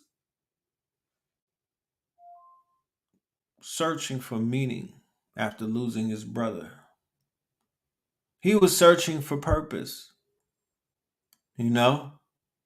He was living in a perpetual loop of self-destruction. And he got his shit, he got his ass bodied, you know what I mean? Fucking around. He found out. Active nihilism. Nietzsche's own contribution to the philosophy of nihilism consists of seeking the destruction of what is viewed as being worthless. Contested values and their expression are marked for abolition and destruction. The idea of value itself may be replaced by the goal of getting one's own way, which does not qualify as a value in it itself because it cannot involve the destruction of the world and everything in it, the ultimate expression of active nihilism, right? The political activism of the radical progressive liberal left is actively nihilistic in that they are intent on destroying all that stands in the way of imposing their worldview on others. Let me read that again. And when I read this, think about what these people are doing who they call transformers. When I read this, think about how these people are deboing and telling women that they can't have periods. They're not the only ones that can have periods, and they changing the names for the anatomy of women. So when I say radical, progressive, liberal left, that's the LBGT. That's them. That's the radical, progressive, liberal left. The political activism of the radical, progressive, liberal left is actively nihilistic in that they are intent on destroying all that stands in the way of imposing their worldview on others. Okay? So, the shit that's going on with Just Hilarious, right? Where Just Hilarious popped out and was like, "Yo, fuck that. These men who are dressed like women got mental issues. If y'all coming around saying that periods are not something that women can claim, right?" So they trying to run her off the block. They like, fuck that. They trolling her, they spamming her, and doing all of that. They're imposing. They're intent on destroying her because she stands in the way of their worldview. Right? They do not seem concerned that their dismantling Western culture and civilization will result in the collapse of the West, right? All that matters is getting what they want, political power. There you have it. So now you'll understand more about these nihilism, right? And nihilism. I don't want to have no children because what's the use in it? That's nihilism. I don't want to bring no babies in the world because this world don't have no meaning. That's nihilism. I don't want to bring no child, so I'm going to get rid of it because it's too fucking hard out here. That's nihilism. Fuck those kids. That's nihilism. Oh, I don't want to have a child with that black man. He looked like Jimmy the Cricket. So they don't care about, so them two men getting married, that's collapsing the West. So the conservatives in the Supreme Court, right, that Trump and them had appointed, they're called conservatives because they're conserving what these people are trying to destroy. So the left and the right, or the bipartisan parties, are constantly in a tug of war between people who are trying to conform or change things. The liberals who want to upend all of the old quote unquote matriarch, you know what I mean? All patriarch, they want to upend all of that conservatism and bring in progressiveness and modernize this shit, right? But the right, who are considered to be conservative and old school, right? They're threatened by the old South Dixie shit, them taking down the statues of Robert E. Lee, the shit that they're trying to teach in the schools. That's why they're fighting against CRT, right? Them fighting against abortion, you know what I mean? So that's where you get the Supreme Court saying, fuck that. We taking away abortion rights, taking away affirmative action. We telling gay, you know what I mean? We telling what's that? Ecclesiastical Christians that they don't have to necessarily, do things that will go against their religion for gay people, right? So that's that tug of war going on, right? It's all got to do with this nihilistic approach of them coming in to dismantle shit, because once they dismantle things that America uses for an identity, like quote unquote, once they dismantle all of that, okay, then the West will collapse. Henceforth, why the West is collapsing now. What is the country saying around the world that's forming BRICS and other things? They're like, nah, fuck that. That's Sodom and Gomorrah. They like the West fell off. You know what I'm saying? They like, yo, they don't have morals anymore. They're losing their values, right? They're falling into nihilism. Nihilism is disrupting the West. Nihilism is upending it. It's erasing family values. It's erasing morality and whatnot. It's erasing their stance around the world as being the vanguards of righteousness, right? So Trump exposed them, right? And now with the weak leader and hoe ass Biden and whatnot, and them pushing the LBG agenda, they like, fuck that. We ain't going for the nihilism around the world, because if we accept it, we'll collapse. Like Rome and all of those other civilizations collapsed. Okay? An individual lacking in moral character has no defense against either passive or active nihilism, right? So why do they push these rappers talking about their booty hole is brown, right? Why did they push all of this decadence throughout the years and whatnot through New York music, through hip hop, through all of these renditions of hip hop, the down south, the Midwest, the West Coast? Is because it's stripping away the moral character of the collective by way, like they showed you in Tyrone, of the music, of the movies, of the videos, right? Of the processed foods, right? They're breaking us down. So once you get broken down, you don't have no defenses. So you're going to succumb to anything that they give you. You don't have no defenses. You don't have no more. Your morality is your bar. That's the bar that you won't let nobody jump over. That's your defenses. That's your firewall. They're convincing you to turn your firewall off. They don't even have to topple it. It's like, you know what? Turn that off. You don't need that. They got you going in raw. So such an individual will easily succumb to hopelessness and despair What is these niggas dying of? They're dying of deaths of despair in the hood. They're committing fratricide. They're killing themselves. It's so many niggas falling on their sword. It's so many people enacting death wish. You don't even realize it. So many motherfuckers are putting the gun in their mouth and pulling the trigger. Okay?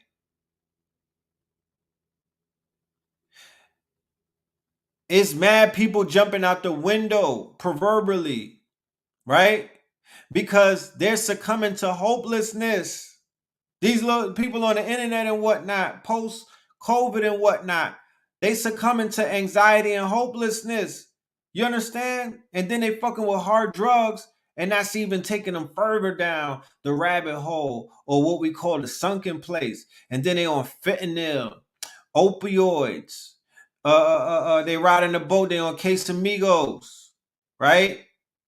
And then some of that shit turns into the overdose that we're seeing. And then it turns into people selling their bodies because they addicted to the blue pills, the Xannies, the perks. You got zombies.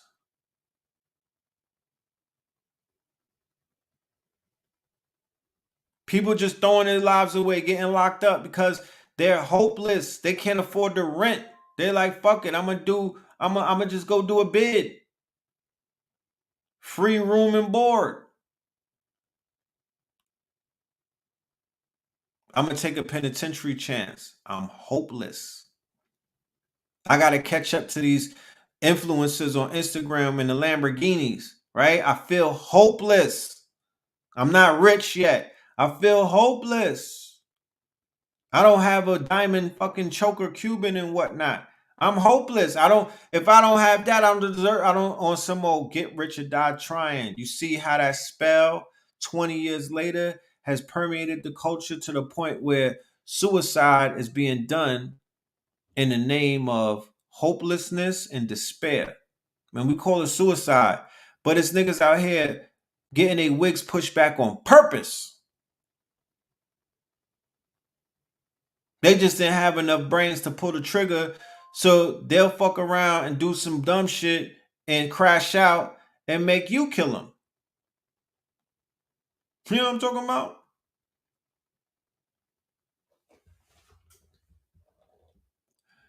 The availability of an outlet for more destructive motivation is provided by radical progressivism, which demands only ideological conformity and suppresses independence of thought and opinion. That's the Democrats. Nietzsche never considered that a solution to nihilism might lie in the renewal of teaching on moral character, in Christian values, and the moral training that goes with them, and in the sense of a moral culture and community that arises from this. Nietzsche's views on Christianity acknowledged its role as a bulwark against nihilism, but he believed it had failed due to the rationalistic impact of the Enlightenment, and in any case enslaved its followers with its slave morality. Henceforth, y'all, why women come off of the strip and they do what? I've got a born again Christian. We got another born again Christian. We got another baptism of somebody in their 50s, right? People, once they shake the nihilism, once they snap out of this nihilism, driving themselves off of the edge, living a life of hopelessness. You ever laid on a bed with your eyes open, staring at the ceiling, looking for meaning, feeling like shit? Huh? You ever laid there, passed out, staring up at the ceiling? You just like, why am I here? What is my purpose? I remember in the year 2000, I remember it like it was yesterday. The year 2000, I had $30,000, right, worth of merchandise that I just got from Vegas. I had 10 jars of blueberry weed, right? And this was when it was just when exotics had just popped off. It was so brand new. The blueberry, I never smelled trees that smell like blueberries. And I was right there in Atlanta, right? At my mama's house. And because I was on the run for like 3 years from parole. And, I was getting tired of it because there were certain things that I wanted to do with my life. And I wasn't able to do it because I was basically dodging, a violation from New York. And I was all the way in Atlanta. And I remember lying there with all of the trinkets that's supposed to have made me happy. It was supposed to have made me settle because I had mad merchandise. I had about $1,000 in cash on me, right? And that was in 2000. So $1,000 back then was a lot more than what it is now. And I had trees. I had fucking weed, nigga. You know what I mean? And I was lit. And I didn't want to move. I didn't. I was laying on that bed. I didn't feel suicidal, but I felt like hanging it up. You feel me? I was like, I gotta turn the page. This is not it. I gotta do something else because I'm empty. I need to fill my cup up with something else because this is not it. I can't move. I can't live like this. You feel me? I was at that state. I was in that nihilistic state of I didn't have meaning. I was losing meaning. I didn't have a child at that point. I didn't have no offspring. I was just in my regular, I wasn't even 30 yet. You know what I mean? I just was out there living my life on the edge. You know what I'm saying? But I felt that shit and I was like, I gotta do something. And shortly after that, I was on a plane, shackled down going to Rikers Island. You know what I mean? My shit caught up to me. But it never caught up to me to the point where it caught me off guard. It only caught up to me when I said that I'm tired of running. You know? That's when it caught up to me. You know? Um Cause I always say to myself, damn, why people always running to God? Why everybody becoming a Christian after they hoes and pimps and killers and all of that? And now I'm reading this thing about nihilism and shit like that. I kind of understand it a little bit more because the mentality, it's not just people are caught up in these lifestyles and whatnot. It's the mentality that goes along with it. It's the fuck it attitude. It's the no meaning in life attitude that you develop when you live in meaningless. That's what really, and you know what I mean. That's what really puts you in a headlock. The way that you deal with shit, the way that you see things, you become so emotionless. You become so unattached. You feel me? You become so unbothered. And to be honest with you, that's a defense to most. That's a defense to most to get them through the shit that they got to get through. Sometimes you can't give a fuck and you can't care and you can't live in regret and you can't live in doubt. You got to grab your nuts and go super duper hard body with it against all odds. So let me continue reading. He also argued that the Christian moral conscience had become an intellectual conscience under the secularizing influence of the Enlightenment, thus bringing about the death of God. Nietzsche was looking for a way forward without Christianity. But now the Enlightenment too has failed, which Nietzsche also predicted, and been replaced by the pathological irrationality of radical progressivism and its anti-Western postmodernist philosophy. With no sign of a Nietzschean perfect moral being or anything close to it, the time is right for a renewal of Christian moral teachings. Western culture and civilization are rooted in Christianity. Remove Christianity and the foundations crumble to dust. which is exactly what we are seeing today as nihilism pervades our culture and society. Teaching moral character as part of a Christian education and moral training benefits all who receive it, even those who, like myself, later lose their faith. It can also benefit those of other faiths and those who never had one to begin with, which is perhaps why so many non Christian families seek to send their children to Christian schools. The positive lessons remain with one for life, right? So this is the research paper that I want to get into, but as you can see, I'm not going to be able to get into it tonight. This will be available for everybody to send this lecture tomorrow. I'm diving the fuck in on this shit right here. I see death around the corner, nihilism and rap music. Okay. This paper came out in 2005. It's a research paper, 27 pages and whatnot. This may be a dissertation from George Washington University, right? So just look at this right here, just to give you an idea of how the culture shifted, right? This to my right is the double XL. I believe this year right here. I don't know what year this is. I'm assuming if anybody knows what year, Lupe Fiasco, Papoose, Slaughterhouse, Young Dro, and Boozy was on the cover, and Plies and Gorilla Zoe, let me know. I'm thinking,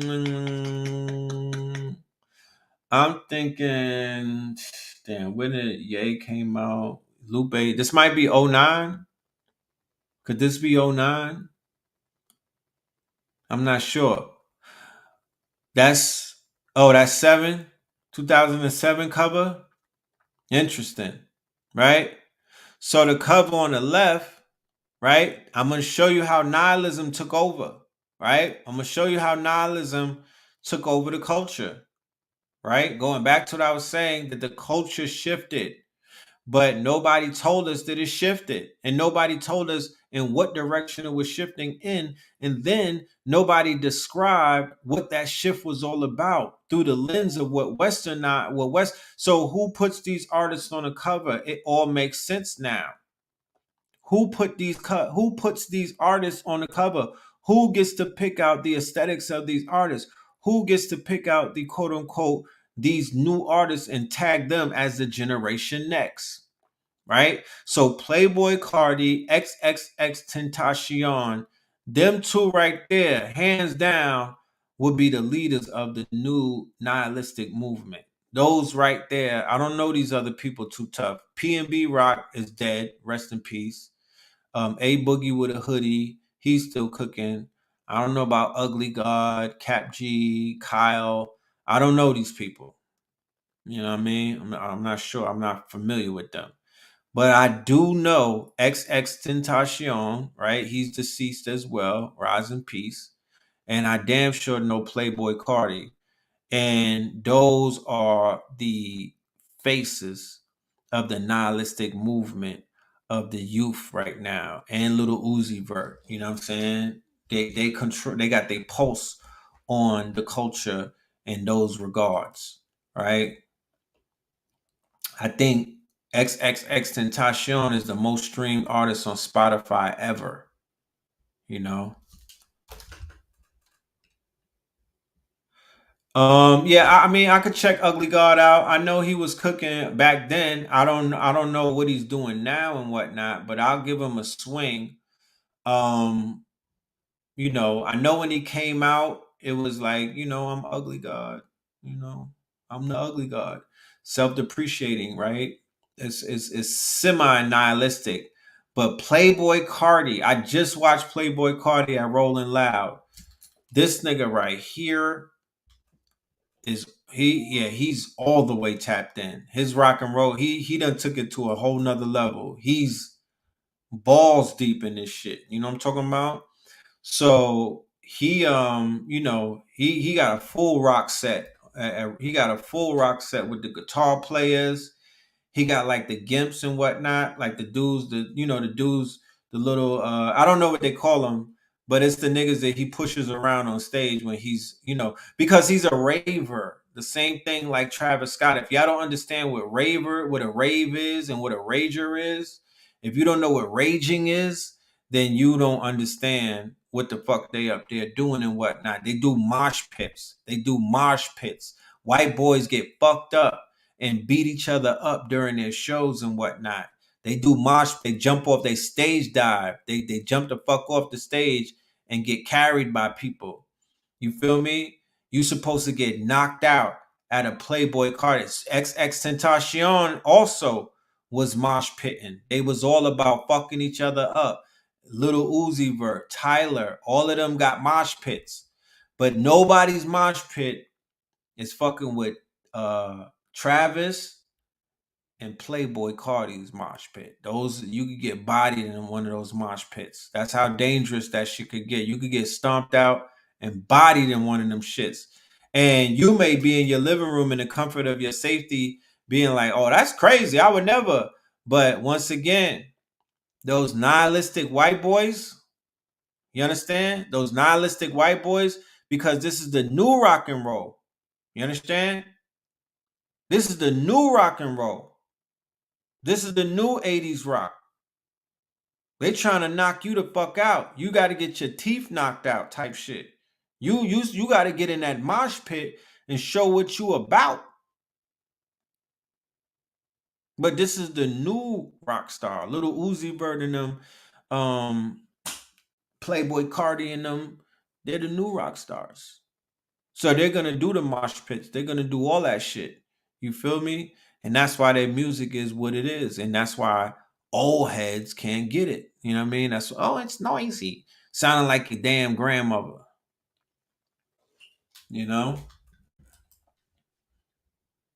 So they are considered the new noise. When you didn't think that anything could be more noisy yet. Because you was they had the audacity to call Slick Rick. When I was listening to Slick Rick, niggas had the audacity to call that noise. I'm like, this is not noise. You know what I'm saying? Like, please tune your fucking ear. You don't hear the rhymes, nigga. You don't hear the accent. You know what I mean? Had the nerve to call Slick Rick noise. But, this is the new noise. This is the new noise. Yeah, I can't read through all of this.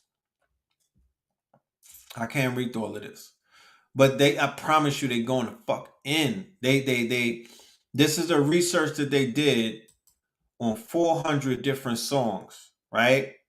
From the years of 94 all the way up in 2000, right?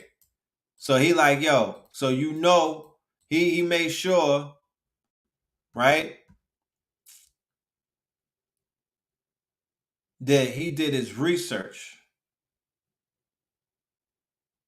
from 1992 to 2000 on 400 songs on rap albums. That's their data set. 400 songs on rap albums, right? And out of all of that, they came to a conclusion, right? They were able to run it through. This is something, I'm going to take this research paper and I'm going to run it through AI. You know what I mean? I'm going to have it break it down for me through the AI. I'm going to run it through Claude and really condense it and whatnot. You feel me? Because that's the power of these LLMs. They could take these PDFs and these research papers and they could break that shit down to layman's terms for you. So it's easy when you either studying or when you want to study or you want to explain it to like a 5-year-old. So I put it in Claude. I say, explain this to me like a 5-year-old, and it will break it down and explain it to me like I'm 5 years old, right? But what these 400 songs proved when they ran it through, when he did his research and whatnot, he came to the conclusion that the most common theme, right? And all of these songs, not drug dealing, you know what I mean? Not promiscuity, nihilism, right? Nihilism stood out more than anything, right? Hopelessness, okay? Look, this is where it's saying on page 444.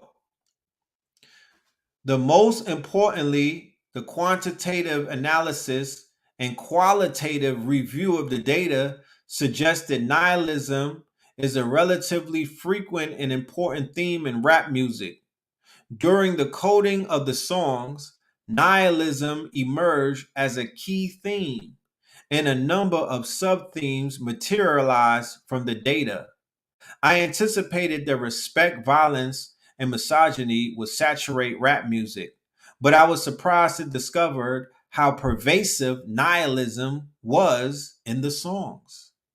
The goal of this article is to investigate this under-examined topic and to explore how nihilism is portrayed in rap music with implications for research on identity, culture, and violence in inner city Black communities. The first analyses are quantitative and describe the occurrence of each theme in the sample. The second analysis are qualitative and specifically examine how nihilism is represented in rap music. Using content analysis, I looked for instances of nihilism in the lyrics and wrote up the results by selecting representative quotes that illustrated that particular dimensions of the code. While coding, I looked for evidence of attitudes such as bleak outlook on life, perceived or real sense of powerlessness, frustration and despair, fear of death and dying, and resignation or acceptance of death. Because sub-themes related to nihilism emerge during the process of coding the lyrics, I carefully searched for additional meanings in the data and incorporated them into the findings. Right? So, like I said, I go over all of that tomorrow. It's way too much to get on tonight, but you get the idea. He's giving you lyrics, he's breaking it down, right? He's giving you Notorious B.I.G. and things done change. He's giving you he's showing you, because remember, this is done from songs from 1992, the beginning of gangster rap, right? That's the beginning of NWA, up to 2000. That would be the heights of like a DMX, right? This is before 50 cents. So for trap music, for whole music, for gang banging music, for drill music, this is the precursor. This was the foundation. This is my generation. This is my generation. Nobody could clean this shit up but my generation. We could get assistance from the youngsters and whatnot. Y'all could help and assist. Y'all could help and assist by changing. But the ones who gonna clean this shit up, to me, in my humble opinion, is gonna have to be the ones that fucked it up or were there when it got messed up.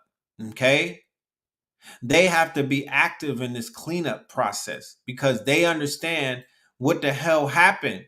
They could relate. They were there. You're not in an advantage when you wasn't there. You're at a disadvantage when you were not there. And it's even more advantageous for people who were a part of the culture before the nihilism appeared. So you at least know where to bring it back. But this is your culture. This is what it spawned. You understand? This is what it spawned. You grew up on About It? Yeah, the ice cream man. So you remember? You know what it's about, right?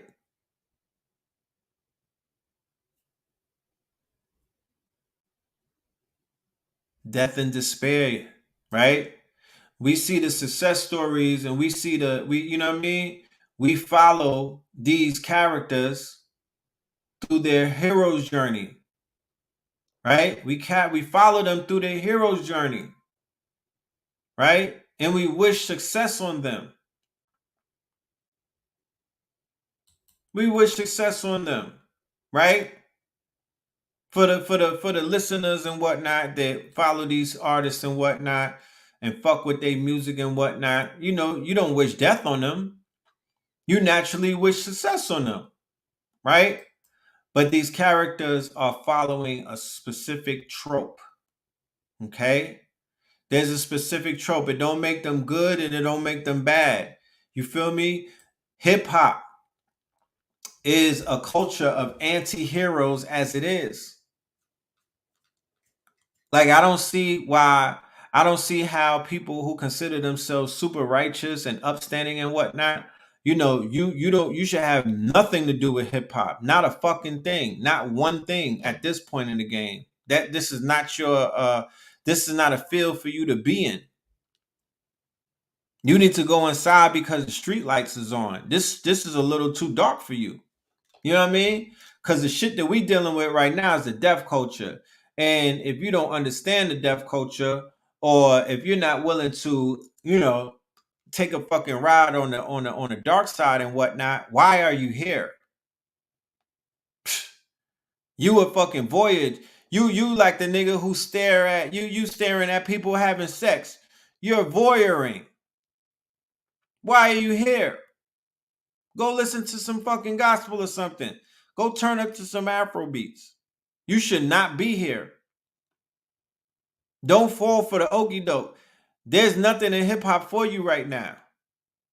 If you don't understand what nihilism is, because that's what's in the field right now. Don't get it fucked up. This ain't no tree hugger movement. These niggas is about death. They're about the darker side of things.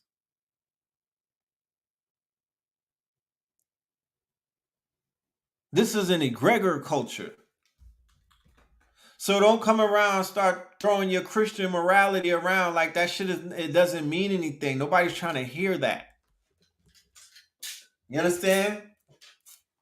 People trying to come into hip hop and be pointing fingers like this one is that. No, they all that, nigga. The fuck is you talking about? This is a deaf culture. This is nihilism. Everybody is playing a part. This ain't church. So people coming into music and looking for saviors. People are coming into music and looking for upstanding citizens. People are coming into music and looking for pastors. And I'm like, nigga, you're confused. You're bugging. People are coming into music, into the discotheque. Them niggas is acting like motherfuckers supposed to be Kirk Franklin or something. That's not how that shit works. This is counterculture. This little nigga right here, this is aesthetic nihilism. This ain't what you want. But your children, they're not founded in enough psychology to literally be fucking with these little niggas. These little niggas, they demon is too much for these little children, yo. These little niggas, these little kids been coddled and whatnot by their mamas. These little kids been coddled and whatnot, and then you a world where these nihilistic characters are helping to strip away the meaning of life for them. And they're taking away all of the programming that you put upon them where you were instilling life in them. And every fucking song that they listen to and every freestyle, right, tears a piece away of the programming that you tried so much to put into your children. Every time one of these buffoons open their mouths, right, they go against your morals, your principles, and your values. And now your fucking children is looking at these retards and whatnot like they're their parents. Like they have the last fucking say. You know what I mean? And our parents went through that with us and the artists that we looked up to, and our mothers and fathers, when the music that they were listening to, like James Brown, their mamas and their grandparents was like, oh, that's secular. You can't play that around here. That's the devil's music. So theoretically, we've always been going through this shit throughout the generations. It just gets more It's where we're in what is known as the absurdist movement, right? It went from nihilistic to absurdist. So some of these artists are considered to be absurdism.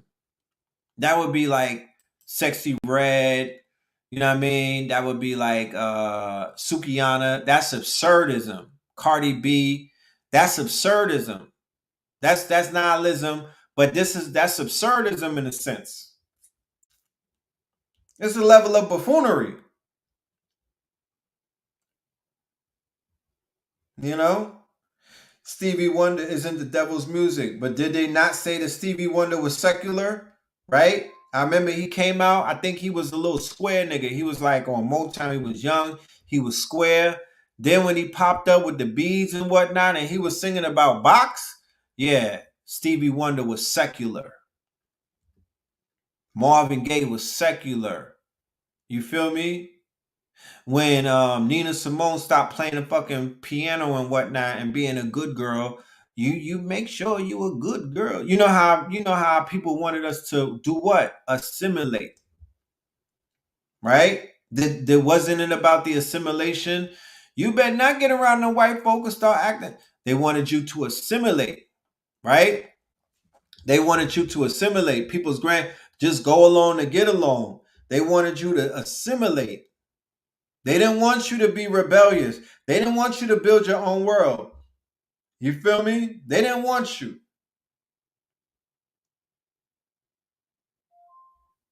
They wanted you to be accepted by white folk and not be in harm's way and assimilate.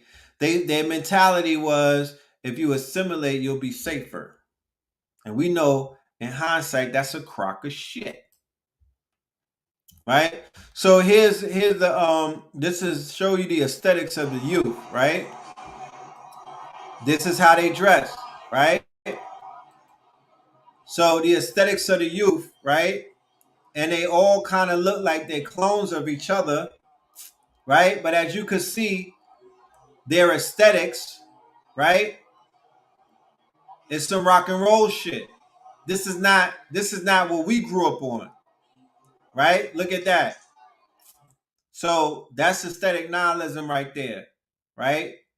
The hoodie says prototype, and you got Jason hugging on, I guess, a Taliban with the Jason mask right there.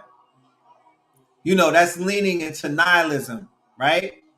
That's a little more past anti-establishment. That's nihilism, right? The children with the rock and roll inspired look, tight jeans, torn up shit and everything. You see, look, rock and roll looking shit. Niggas wearing crop tops, right? That's the look. That's the aesthetic nihilism. That's nihilism aesthetic, right?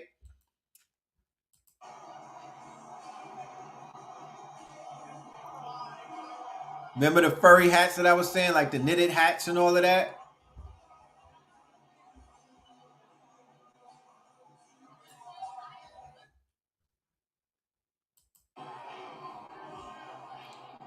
The patches, the ripped up jeans, you know, the deconstructed jeans, the sewing machine with the patches, uh, all of that shit. You know what I mean? That's all aesthetic nihilism.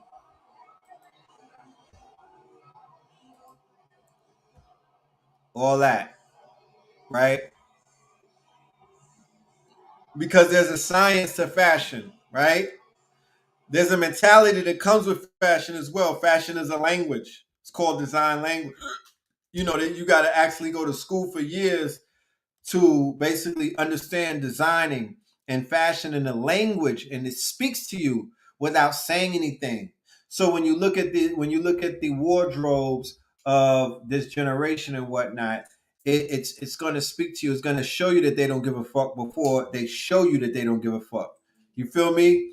Their I don't give a fuck is in their fashion. The fact that these teenagers will beat the shit out of an old person, they don't give a fuck what age you are. They'll jump on children, babies, and elders. You know what I'm saying? Because they are steeped into nihilism. That meaning of life that was instilled in us has not been instilled in them. They grew up listening to Thugga Thugga, right? This is their Jay-Z right here. They grew up listening to this nigga and then Lil Wayne before him, right? You're not going to get your children back the same, bro. That little innocence that they had, believe you me, after a few spins in Thugga's discography, nigga, they lost their innocence. He's going to take it away, okay? He's going to shatter that reality for you, bro. You don't got to talk to them about birds and the bees. Jeffrey will. Jeffrey will. You know? Bet that. You could play with it if you want, but bet that. He going to tell him. Right? So when I saw the Tyrone movie, of course, it was an ode to black cinema, right? More specifically, blaxploitation, which is one of my favorite genres of all time. And one of the OGs of blaxploitation, as a matter of fact, I believe one of the first directors of a blaxploitation movie was my good brother Melvin Van Peebles, who was the father of Mario Van Peebles and whatnot. And both of these people were instrumental in making a lot of garbage movies. You know what I'm saying? Real dumpster diving type of things. However, in hindsight, they were masterpieces, right? But they kind of, Mario Van Peebles made New Jack City. You feel me? And his father made Sweetback's Badass Song. That's them peoples. They just have a certain type of aesthetic, you know what I mean? And I'm not the hugest fan of the Van Peebles aesthetic. Let's just leave it at that. It's giving Goodwills when I'm more of a Nordstrom Rack kind of person. I'm just, that's what it's given. You know what I mean? In my opinion, New Jack City, like I say, huge predictive programming, a huge fucking programming movie. Of course, it's a hood classic and everything, but the tropes in this movie, the programming aspect, I think the only movie that surpasses this in level of programming and mind control would be Menace to Society by the Hughes brothers, right? Another group of people who has some great design aesthetics, but they should have given me Marshalls too. You know what I mean? But it is what it is. They contributed to the coming of age gangster rap slash nigga, wave that basically took our people over in the 90s. And they were the camera and they were the writing team behind that, right? So this is the Van Peebles production, New Jack City. And then he jumped from New Jack City into a movie that needs to be made over as soon as fucking possible. Because no disrespect to what he did with the Panther movie, but in reviewing it, this was a horrible fucking movie, bro. On first review, this was embarrassing. You understand? This was embarrassing. This was a horrible movie, bro. This was comparable.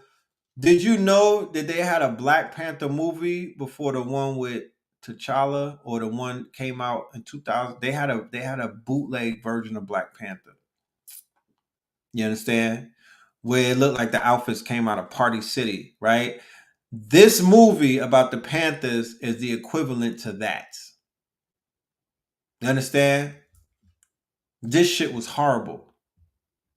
And it did not give justice to that real movement with Dwayne Wayne, Kadeem Hardison, and Bokeem Woodbine, and the nigga who played in motherfucking Menace to Society. You understand? Playing the Panthers. It didn't work for me. It did not work, fam. It did not translate. Look at Kadeem Hardison holding the nigga Tyrone, the homie off. He died the same way in Panther than he did in Menace as Kane. That's Kane right there with the eye patch, by the way. You feel me?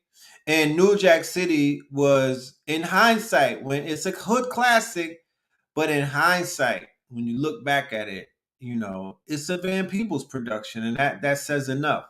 But nowhere in the world going forward should these niggas in Hollywood be the representation of Black Panthers, Bokeem, because this nigga right here, in 20 years, they're gonna say that he was really Huey P. Newton. Now, these are the Panthers right here. This is the original picture of the Panthers. When it comes to period pieces, it's very important to get the shit right. You understand? Because you don't want to take something serious like the Black Panthers and what they were going through and the way that they looked and their aesthetics and whatnot, and you don't want to water that down at all. You don't want to Hollywood it. You don't want to water it down. You don't want to minimalize it. Now, this picture right here, the one on top is the movie version, and the one on bottom is the real version. He damn sure has a very striking resemblance to Huey P. Newton. However,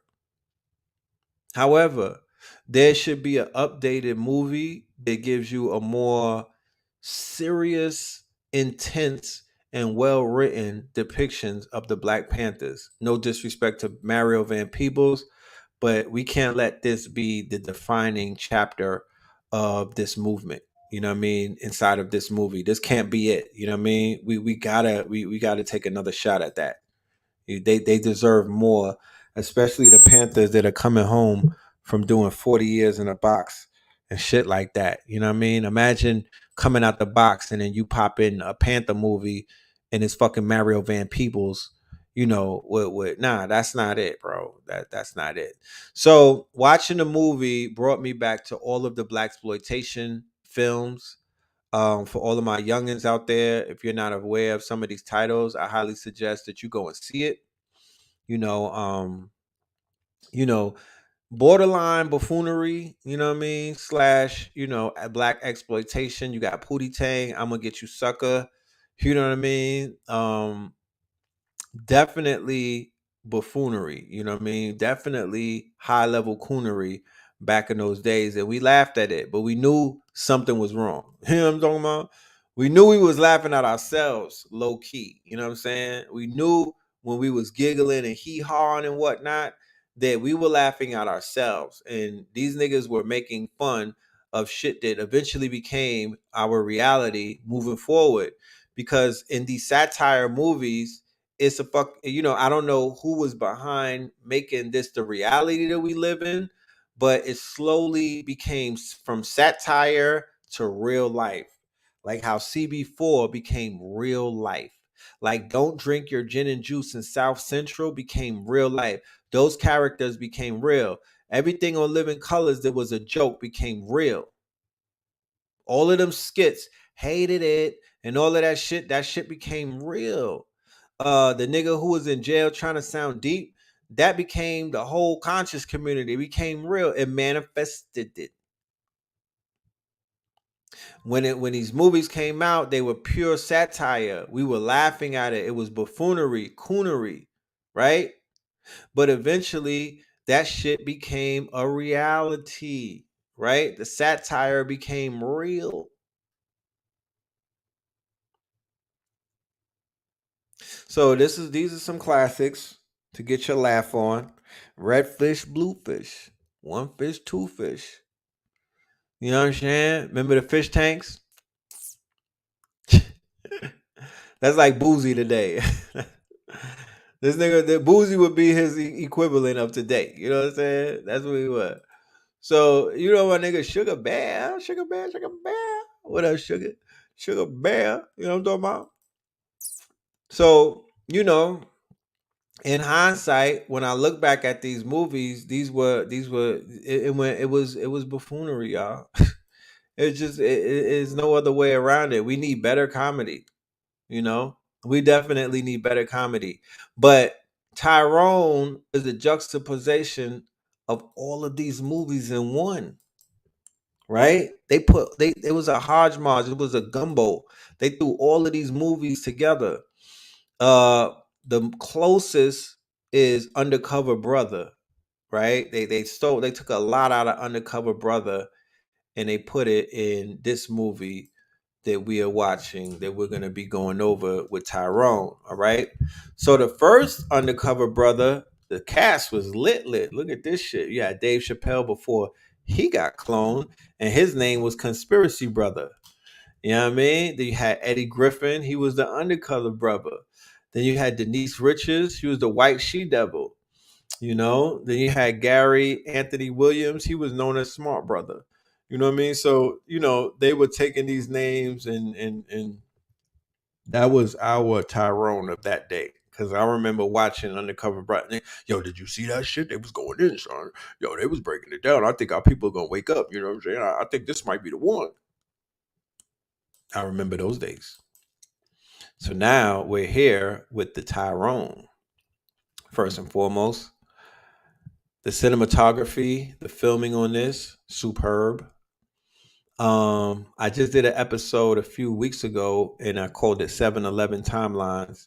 And on 7-Eleven Timelines, I was showing you all of the 7-Elevens that throughout my years and whatnot by way of Meta. You know what I mean? Facebook was giving me updates and showing me my activities on 7-Eleven 10 years ago, 8 years ago, 9 years ago. And I was like, yo, the timelines are all conjoined. You know what I mean? Shit crazy. We in a loop right now. And the timelines are juxtaposed upon each other. They're folding on each other, right? The timelines are folding on each other to the point where it's going to be hard to put your finger on certain type of times. Like, damn, did that happen before Nipsey died or after? Was that pre-COVID or post-COVID? All of these convergent timelines and whatnot. So in this movie, they're merging the timelines from the 70s all the way up to like 2000. Because I was fucked up at first. She said something about Bitcoin. And I was like, hold on, these niggas is on rotary phones. Like, fuck she know about Bitcoin? You know what I'm saying? I didn't see no foreign cars, you know what I mean? No Benzes or nothing. They was in like, Coupe de Bills and whatnot. They were keeping it real classic. And the way that it was filmed, it gave you that grainy look and whatnot. So this is Jamie, right? And of course, when it came out conspicuously, right? My nigga dropped with a PSA and popped up and was like, "Nigga, I'm here. I'm alive." You know what I'm saying? I'm alive.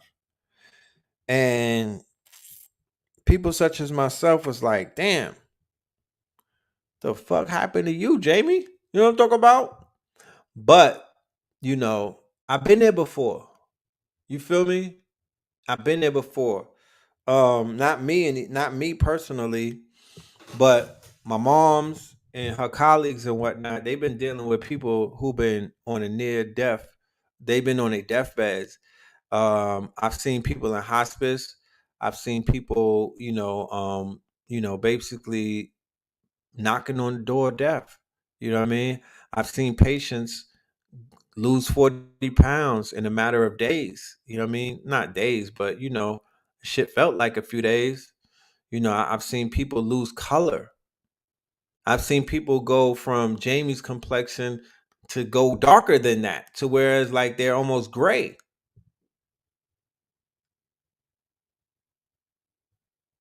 So this picture right here, he didn't lose just weight. He lost chi. He lost chi, right? Energy, right? He lost life force. You understand? The paleness has to do with no sunlight, right? And pharmacopoeia. Remember when they give you all of them, when they load you up on them pills, on them painkillers, and those white chalky pills and whatnot, you start getting flaky skin. You start getting flaky skin. You understand? You go pale and whatnot. He's gonna have to detox his whole system and whatnot. He got the Jabberwocky, so he's already on fucking pins and needles. But in order to get healthy, he would have to completely detox. I'm talking about, I mean, like a 90-day fast. He might lose more weight, you know what I'm saying? But he has to clean out his entire system and restart again. Got to get out in that sun. Got to get some good ass water. Got to get some gold in his body, some minerals and whatnot, and return some of the shit that got lost. You know what I mean? Because he did lose a lot. But, I choose life over death. And people are like, oh, he just might be cloned. And I would say to those who say that, possibilities, at this point in the game, anything is possible. Anything is possible. So we shall see. We waited this long to see some signs of life. If they decided to play the game, whereas they threw a clone in front of us, then time shall reveal all things to us. You know what I mean? There's some people who are convinced that he is a clone and they're not backing down from it. And then some other people who are saying to themselves, my spirit tells me that might be him. You feel me? Um,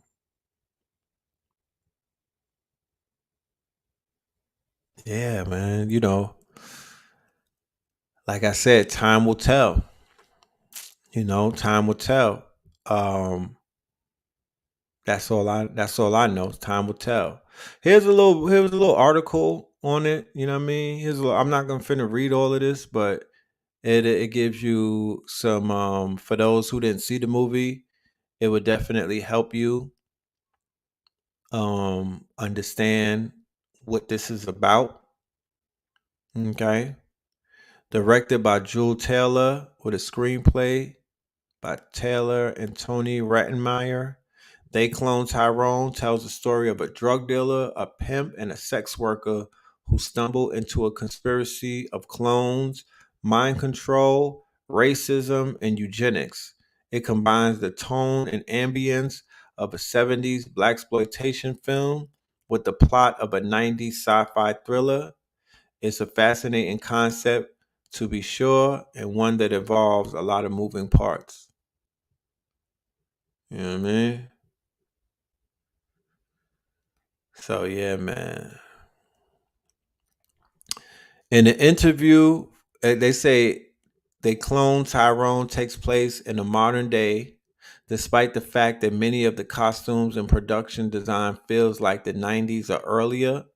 Characters reference bitcoins and blockchains and use smartphones, suggesting that this is a modern era.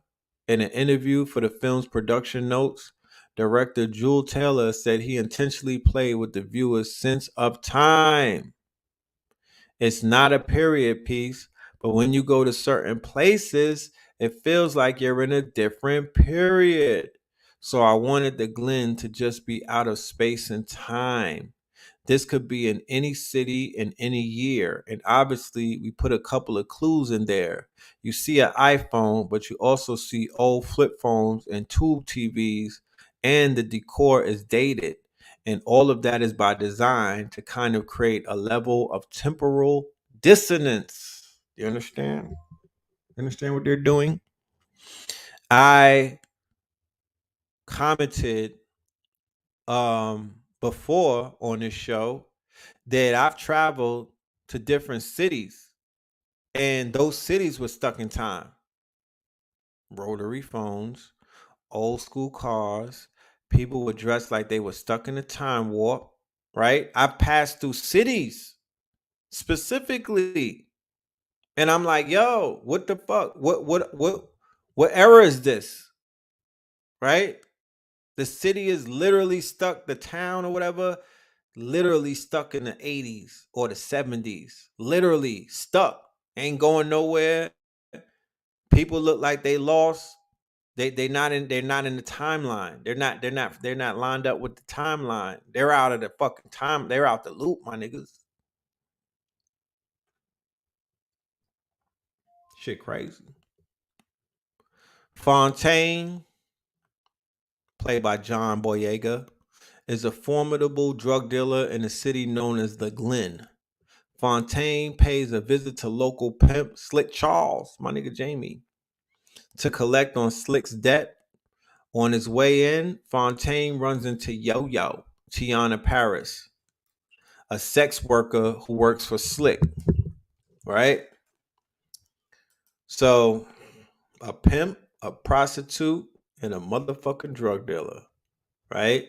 The holy trinity of the hood, the holy trinity of the fucking ghetto, the holy trinity, right?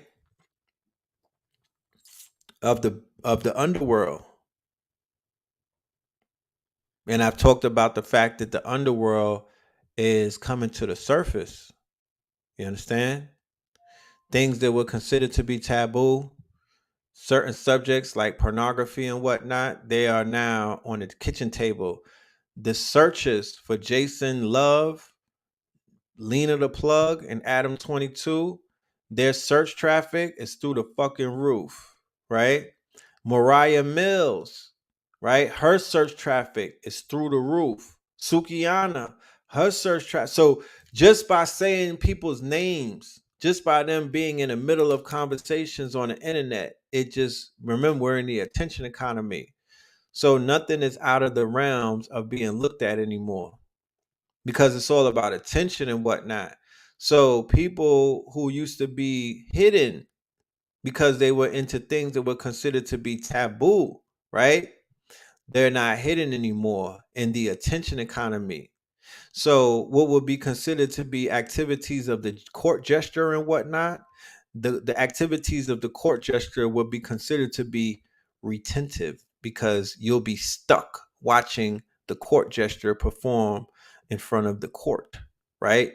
As long as you're watching it, that's all that matters in this new economy that we're in. You know what I'm talking about? Where you pay with your eyeballs, right? Attention is the new economy. So if a motherfucker could just make a fool of themselves, right? Or do some dumb shit and you watch it, then they won and you lost because you walk away, you feel me, with a download that's not going to benefit you in the long run.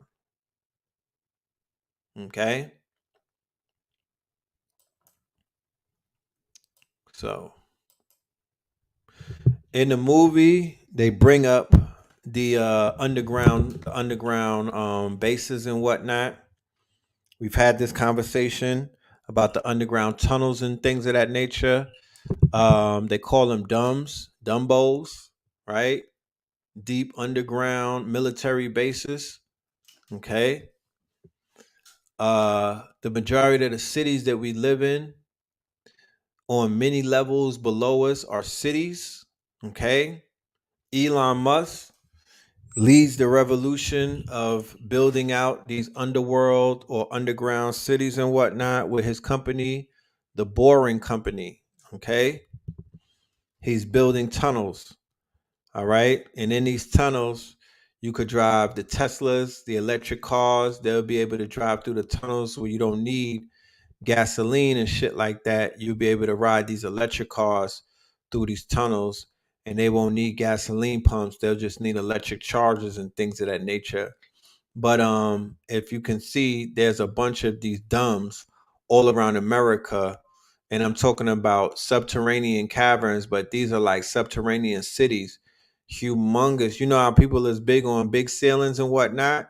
Well, we talking about 300-foot ceilings, you know. Iran just opened up their underground base called Eagle 44 on the 44th anniversary of their revolution and whatnot.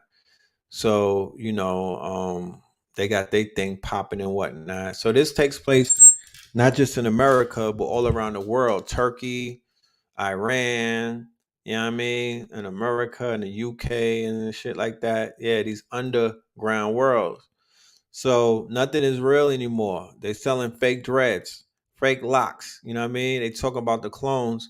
Before we even get to the cloning technology, everything is fake. Fake boobs, fake locks.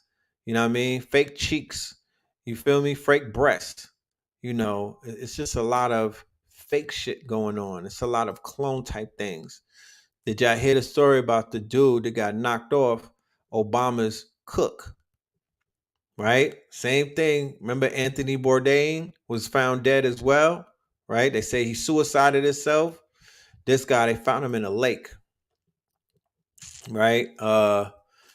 Paddle boarding accident in Martha's Vineyard. Okay. His name was Tafari Campbell. And a lot of us know, when it comes to men around Obama, because they say he is the first gay president, a lot of questions are raised because of Larry Sinclair and other people who they say came up, unalived, fucking around with Barry and whatnot. You know what I mean? So we're gonna keep we'll see if they brush this one under the bed and whatnot. We'll keep an eye on that and keep you updated. This is what we're gonna go in deeper into tomorrow.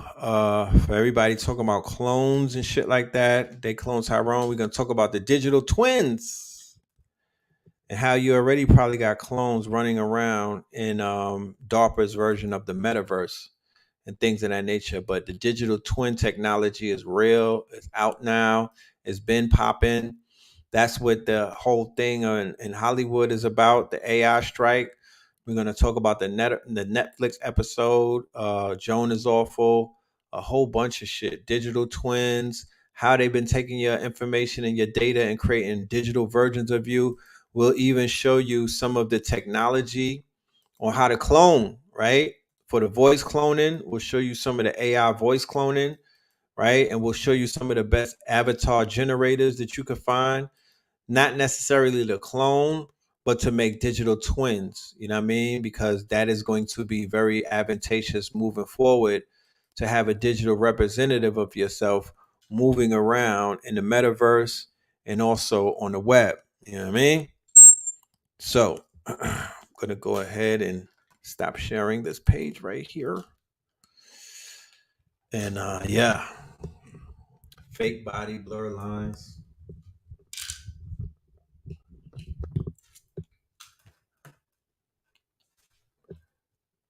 You say, why is Obama ashamed of being gay? I think because he's married to.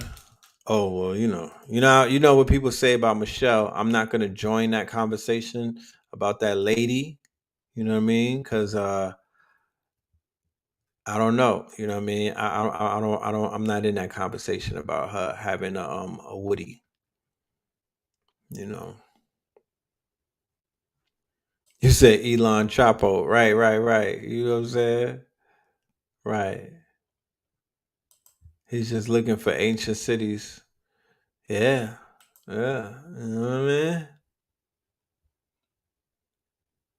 So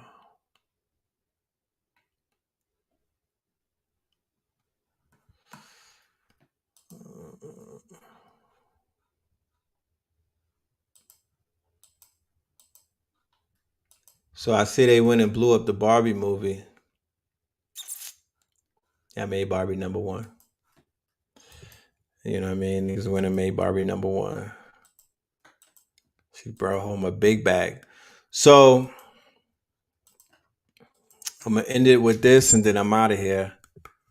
All right. Barbie, the patriarchy, the existentialism, the capitalism, discussed with spoilers. Okay. Greta Gerwig's smash hit ode to women delves deeper than many would have expected from a film based on a problematic doll.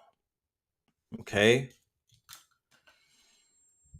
So who saw the shit? Because I didn't see it. Who saw the Barbie movie? Give me some intake, give me some feedback. I want to know, how was it from your perspective? You know what I mean? Don't, and I'm not here to judge nobody because, you know, I could have been you in the theater watching Barbie with my daughter if she would have booked me to take it, but she didn't. She said she didn't want to see it. So who saw the Barbie movie and could give us a little bit of review? I think if what you call it, if that shit would have came out in movies and whatnot, if the Jamie Foxx Who Cloned Tyrone, it would have made Barbie flop. It would have made Barbie flop because motherfuckers went to go watch that Jamie Foxx, especially after his ass popped up. You know what I'm saying? Looking like I guess he looked like what they were talking about. He looked like Fontaine, like he looked like OG Fontaine, lightened up. He looked assimilated. That nigga looked assimilated. You say you're supposed to take your whiz.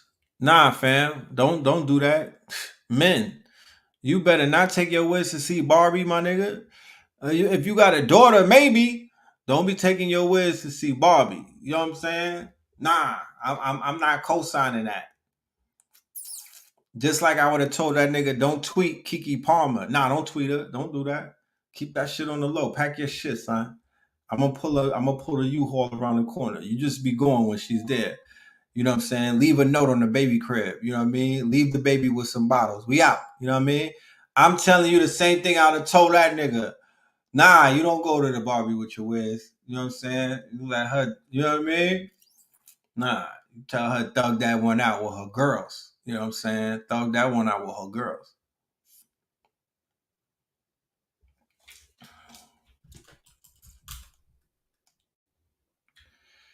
I did watch it on the internet. It was feminism, but also nihilistic. She wanted to be the idea instead of the image. Interesting. KT did a good breakdown on it. Okay, I'm gonna go watch that. I'm gonna go check what he said. Yeah, that's interesting.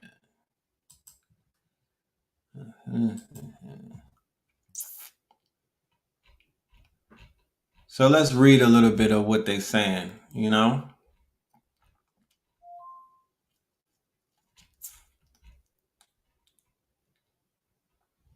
The film descends to Barbie Land.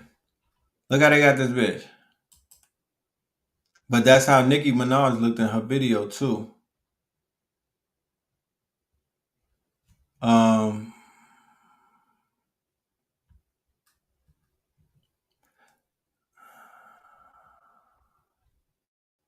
Every aspect of the first act setting have been informed by the rituals and aesthetics of toys and their attendant media, hearkening back to the brand savvy of the Lego movie.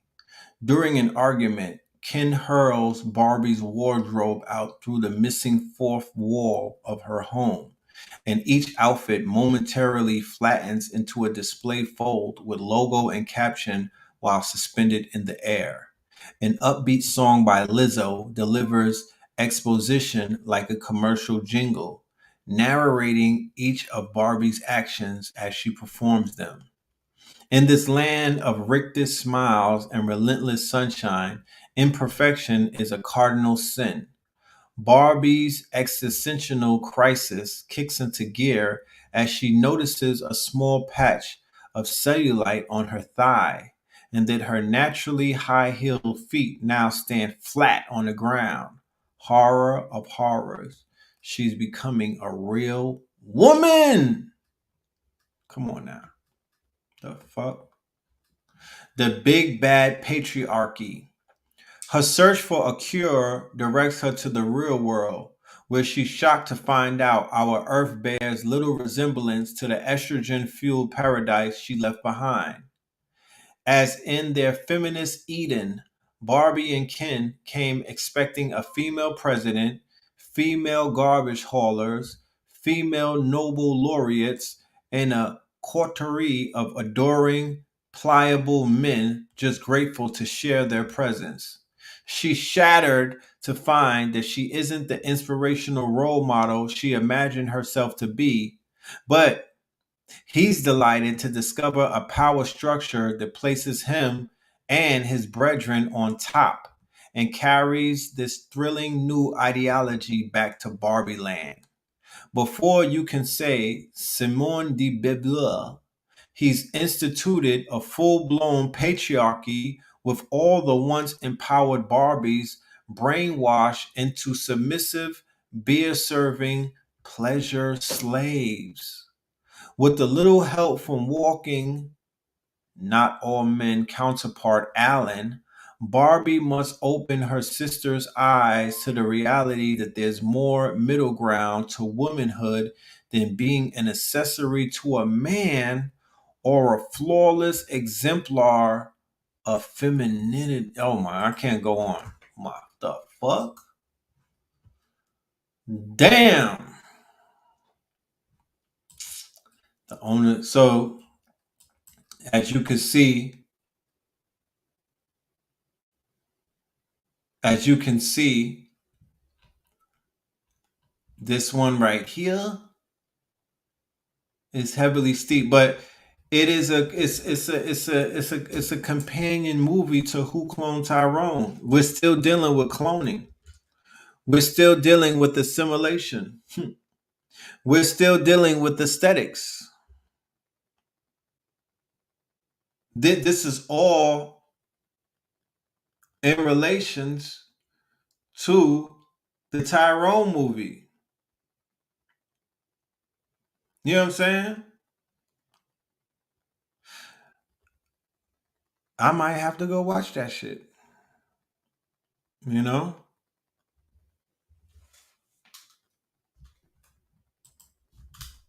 According to Google, there's 10,000 Barbies in the adult industry. Talk black to me.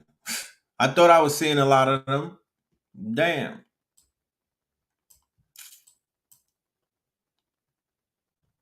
Yeah. Oppenheimer is part of the Trinity as well. That's the third one in the Trinity. You understand?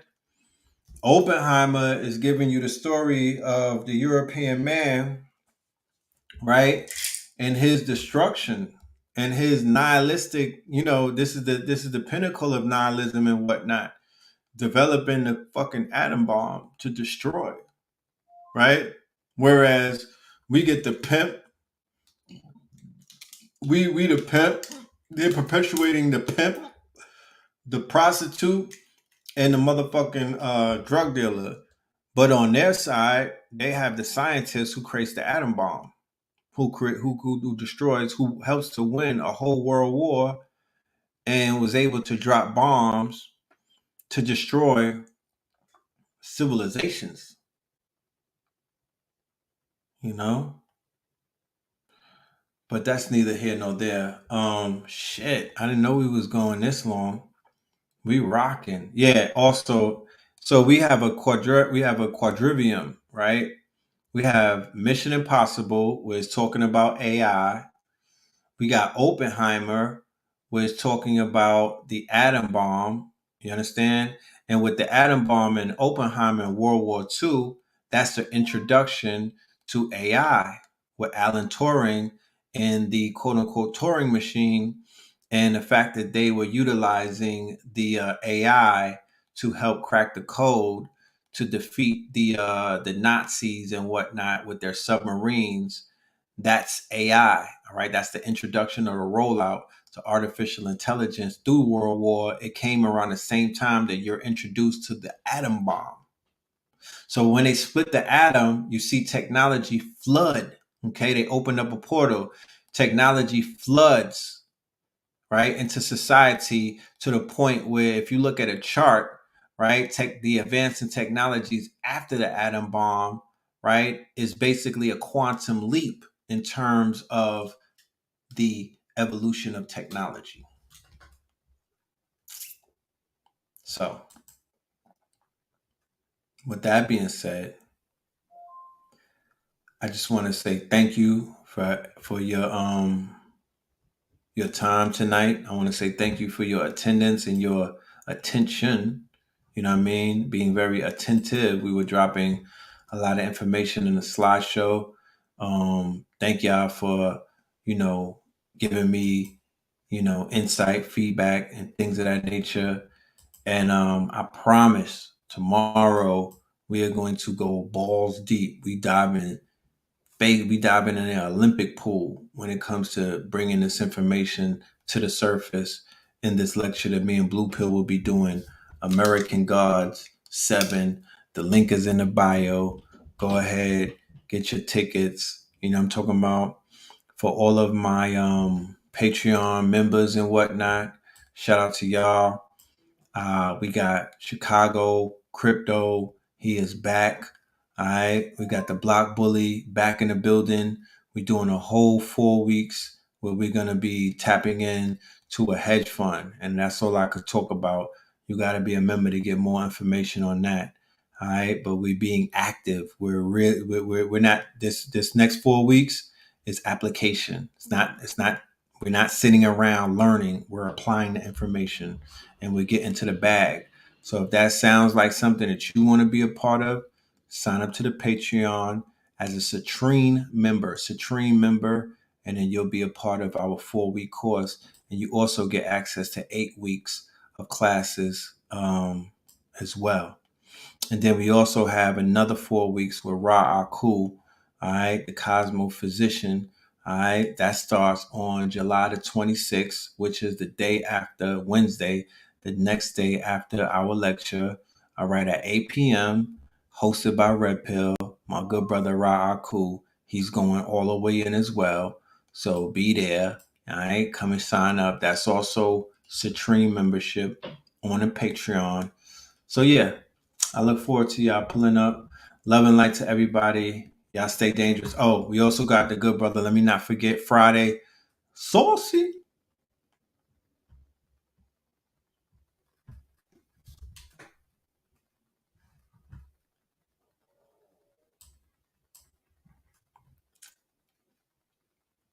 Saucy.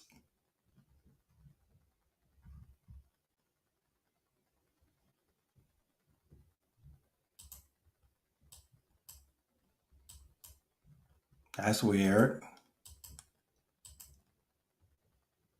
Okay. Well, let me see. Let me pull it up. Where is you at, bro? All right. Uplift and Heal. All right. Let's remember Uplift and Heal with our good brother Sauce God and Perp 30. That will be on Fridays. Uplift and Heal. All right. Make sure y'all tap into that. That's the music review. And they've been going crazy with the music and whatnot. So make sure y'all tap in to Uplift and Heal. Okay. So with that being said, let us go. Yes, the American Gods recording will be recorded and it will be available, and you will be because this is something you're gonna want to rewind, pause, do a little bit of Googles or Chat GPTs. You feel me? Because it's a little bit of deep diving, and you're gonna want to just do some research. That's those good lectures that you could go back to and whatnot. And we're gonna be covering a lot of stuff because there's so much shit going on. But I'm out of here. I'm calling it the night. With that being said, yeah, you know what I mean? Love and light to the family. We're gonna end it on a good note with the Red Opal song. Make sure y'all go and stream that on all streaming services called Red Opal, featuring Red Pillar. You know what I mean? Go and get that. Go and tap in. That's available for you on all streaming services right now. All right? So peace, y'all. Y'all stay dangerous, all right? Love and light. Peace. Up in the Dumbo, smoking a gumbo. Few blocks before green, yeah, up in the jungle, coking the bundles. It's history in the making. I'm popping like fish to the grease and the bacon. My bitch is Jamaican. United we stand, dividing these bands. They hide in their hands. I'm riding in vans, slide through your land. Hopping the sprinters, tore the underworld, popping the minter. Landed the turtles, I'm popping that splinter. Watching the snowfall, dropping the winter. Dodging the pitfalls, watching this bitch fall. And I still managed like Rich Paul. The paper was calling, I had to go switch calls. Spoke to my twin, I told my young boys I'd never be broken again. Invoking the gins, spitting the spirits, I'm soaking the gin. Your man's in the woods, we smoking on him. Fuck do you mean? We up and squeeze, tuck it and leave, we leaving a stain. Fuck up for breeze, running the banks, causing a crashing. Feather the feds, Moorish the fashion. Horse was smashing, kicking the door. Wave on 4/4, it was blasting. Mother the gassing, loving the passion. Eat on your food, the brother was fasting. The weapon that formed against me was me. Perfected the storm as Bentley receipts. Washing the Benjis, we rinse and repeat. Century of self, I'm centered on me. Red as the pillar, I'm pushing the piece. Higher the level, I'm pushing the keys. They going for 19. The summer is mine, I'm going for 19. Thunder and lightning flooded a bright lane. The hunger was biting,